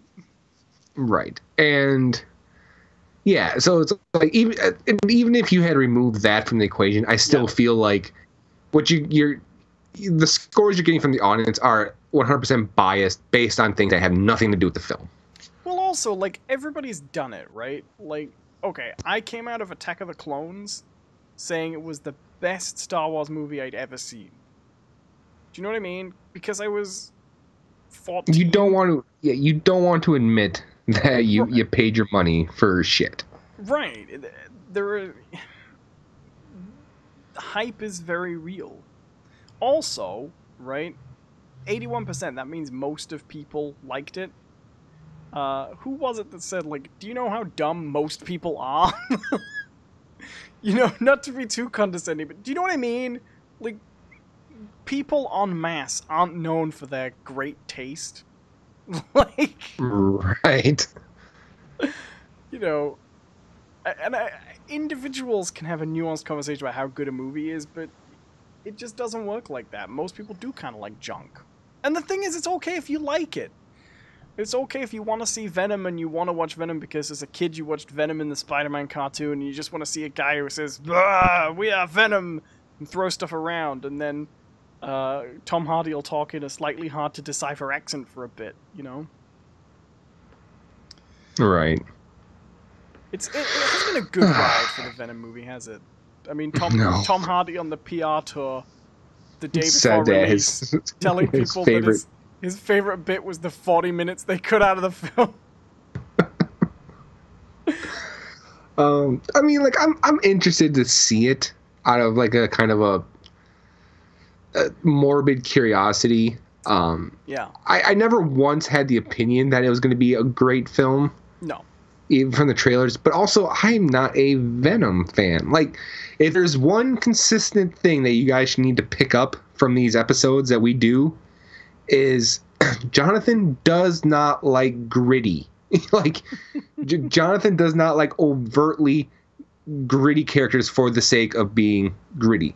Now, I know a lot of people saying, well, Daredevil's a gritty. Yes, he is, but it's also done from a very always from a very personal perspective. Right. It's gritty because of a horrible thing that's in his life, not gritty as in the sense of I'm Spider-Man who eats people. Like, right. Like, okay, not to bring things back to Doctor Who, but in the 1960s, there was a guy called Terry Nation, and he was hired to write for Doctor Who, and he writes an episode called The Mutants. And this episode, The Mutants, introduces the Daleks. These days, it's more frequently known as the Daleks, but that was the first episode he wrote, The Mutants. And they go on to be huge. They are that year's, like, Christmas trend, right? They're like, what's the example today of something from a movie that just went on to be like, oh my god, that is the big thing. You know what I mean? Minions. Minions, right. The Daleks are like that, the Minions that year. So they quickly write another story and they put the Daleks in it. And then they write another couple. And for a couple of years, the Daleks are in Doctor Who like crazy and they're everywhere. And Terry Nation gets this idea to be like, wow, these Dalek things are pretty good, right? And because of the way the BBC was structured at the time, when you wrote something in a script, the bits that you contributed that weren't like, okay, so the BBC owned the Doctor and the TARDIS and stuff like that, right? But Terry Nation ends up owning the Daleks. So if they want to use them again, they have to pay for them or hire him, and they can't just use the Daleks, right? Right. And he goes, well, I don't own Doctor Who, but I own the Daleks. I'm going to make a Daleks TV show because they're the biggest thing in the world, right? Oh, God. Right?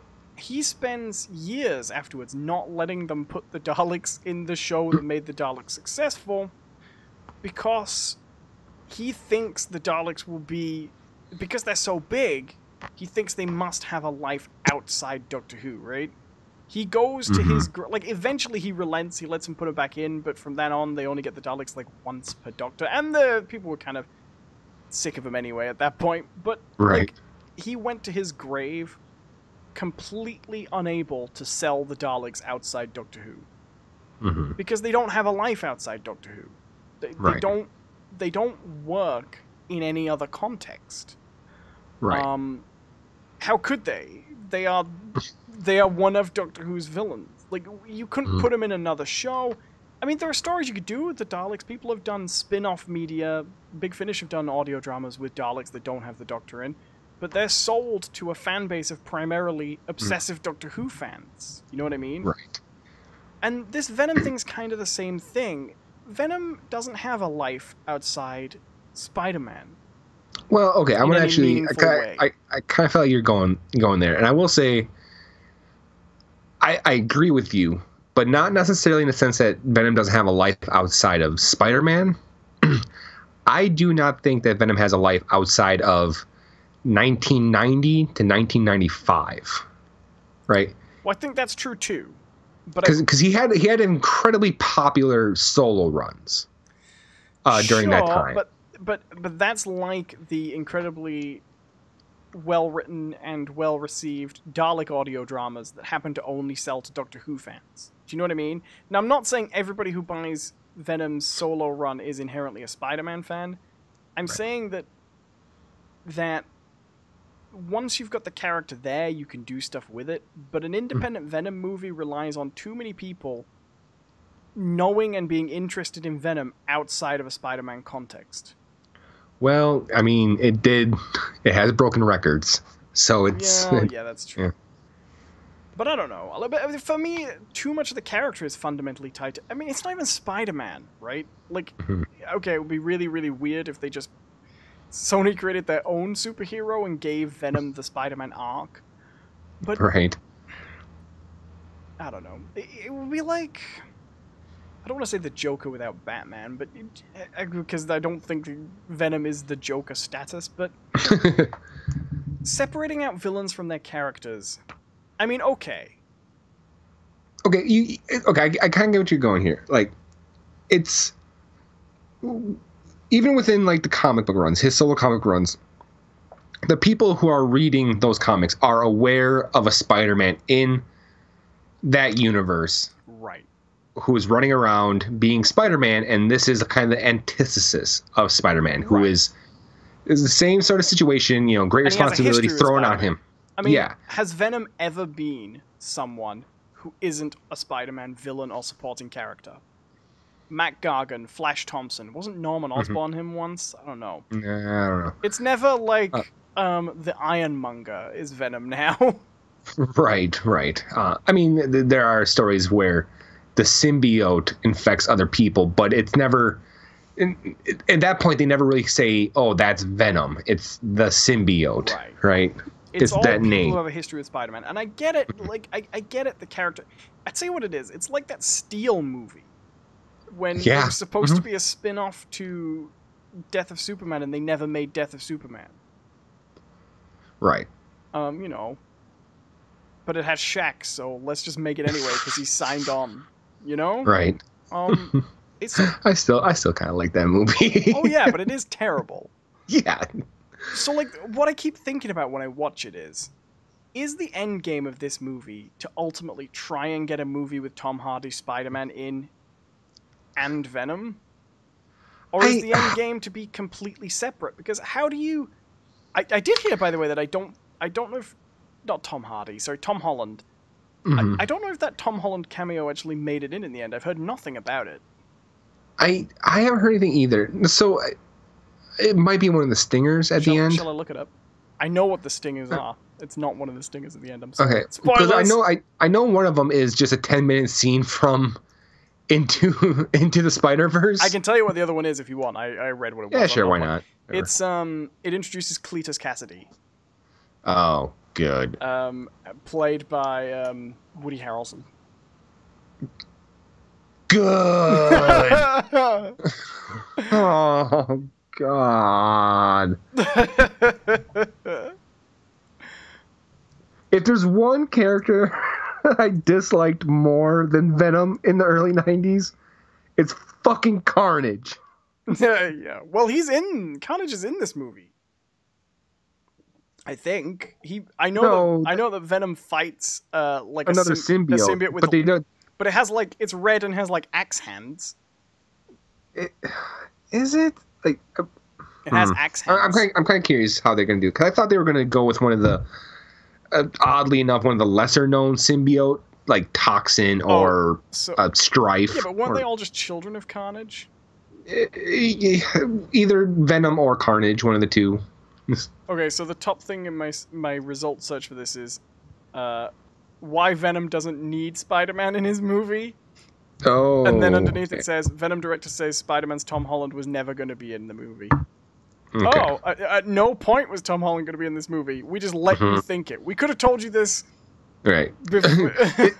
Is it possible that we didn't think that the movie itself would be okay to, like, we're going to let this other dangling thread hang there? At no point was Tom Holland going to be in this movie because the MCU wouldn't let us, and Tom Holland said no. Right. All right, we should start wrapping up here. We will, but I'm just gonna say my last thing on it. Okay. So the ultimate goal is never to have these movies cross over with the MCU, really, is it? Like, that, for all their talk of it being like a pocket universe, if Tom Holland's not actually in this movie, then it isn't, is it? This is just exactly the same situation we had with Fox and the X-Men with Sony right now.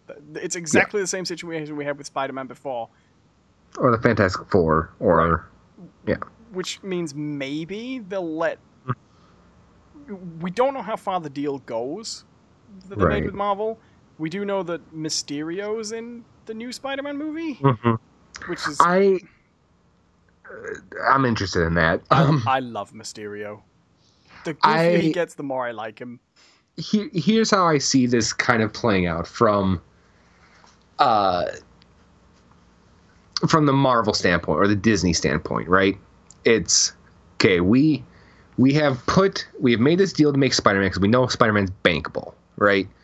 Putting him in our movies or making a Spider-Man movie itself under and giving some of the money to Sony or however that deal goes down, it still works out for us in the end, right? Now, loaning or letting or putting our version of Spider-Man into a Sony product could be bad for us because it could not sell, critically bad. It somehow tarnishes Spider-Man a little bit. Right. Which is a hell of an indictment of Sony since they've still got the rights. Yeah, but let's be honest here. Yeah, they haven't made a good movie in years, Sony. They just don't make good films. Yeah.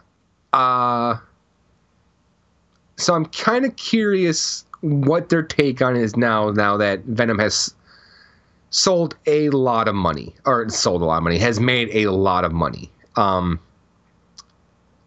I said, it broke October movie records, and we're talking about it beat out all of the horror movies, right, that come out in Halloween time. Yeah, were you surprised by this? Because I was.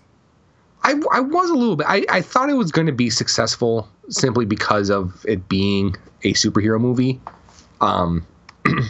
but I didn't think at this level.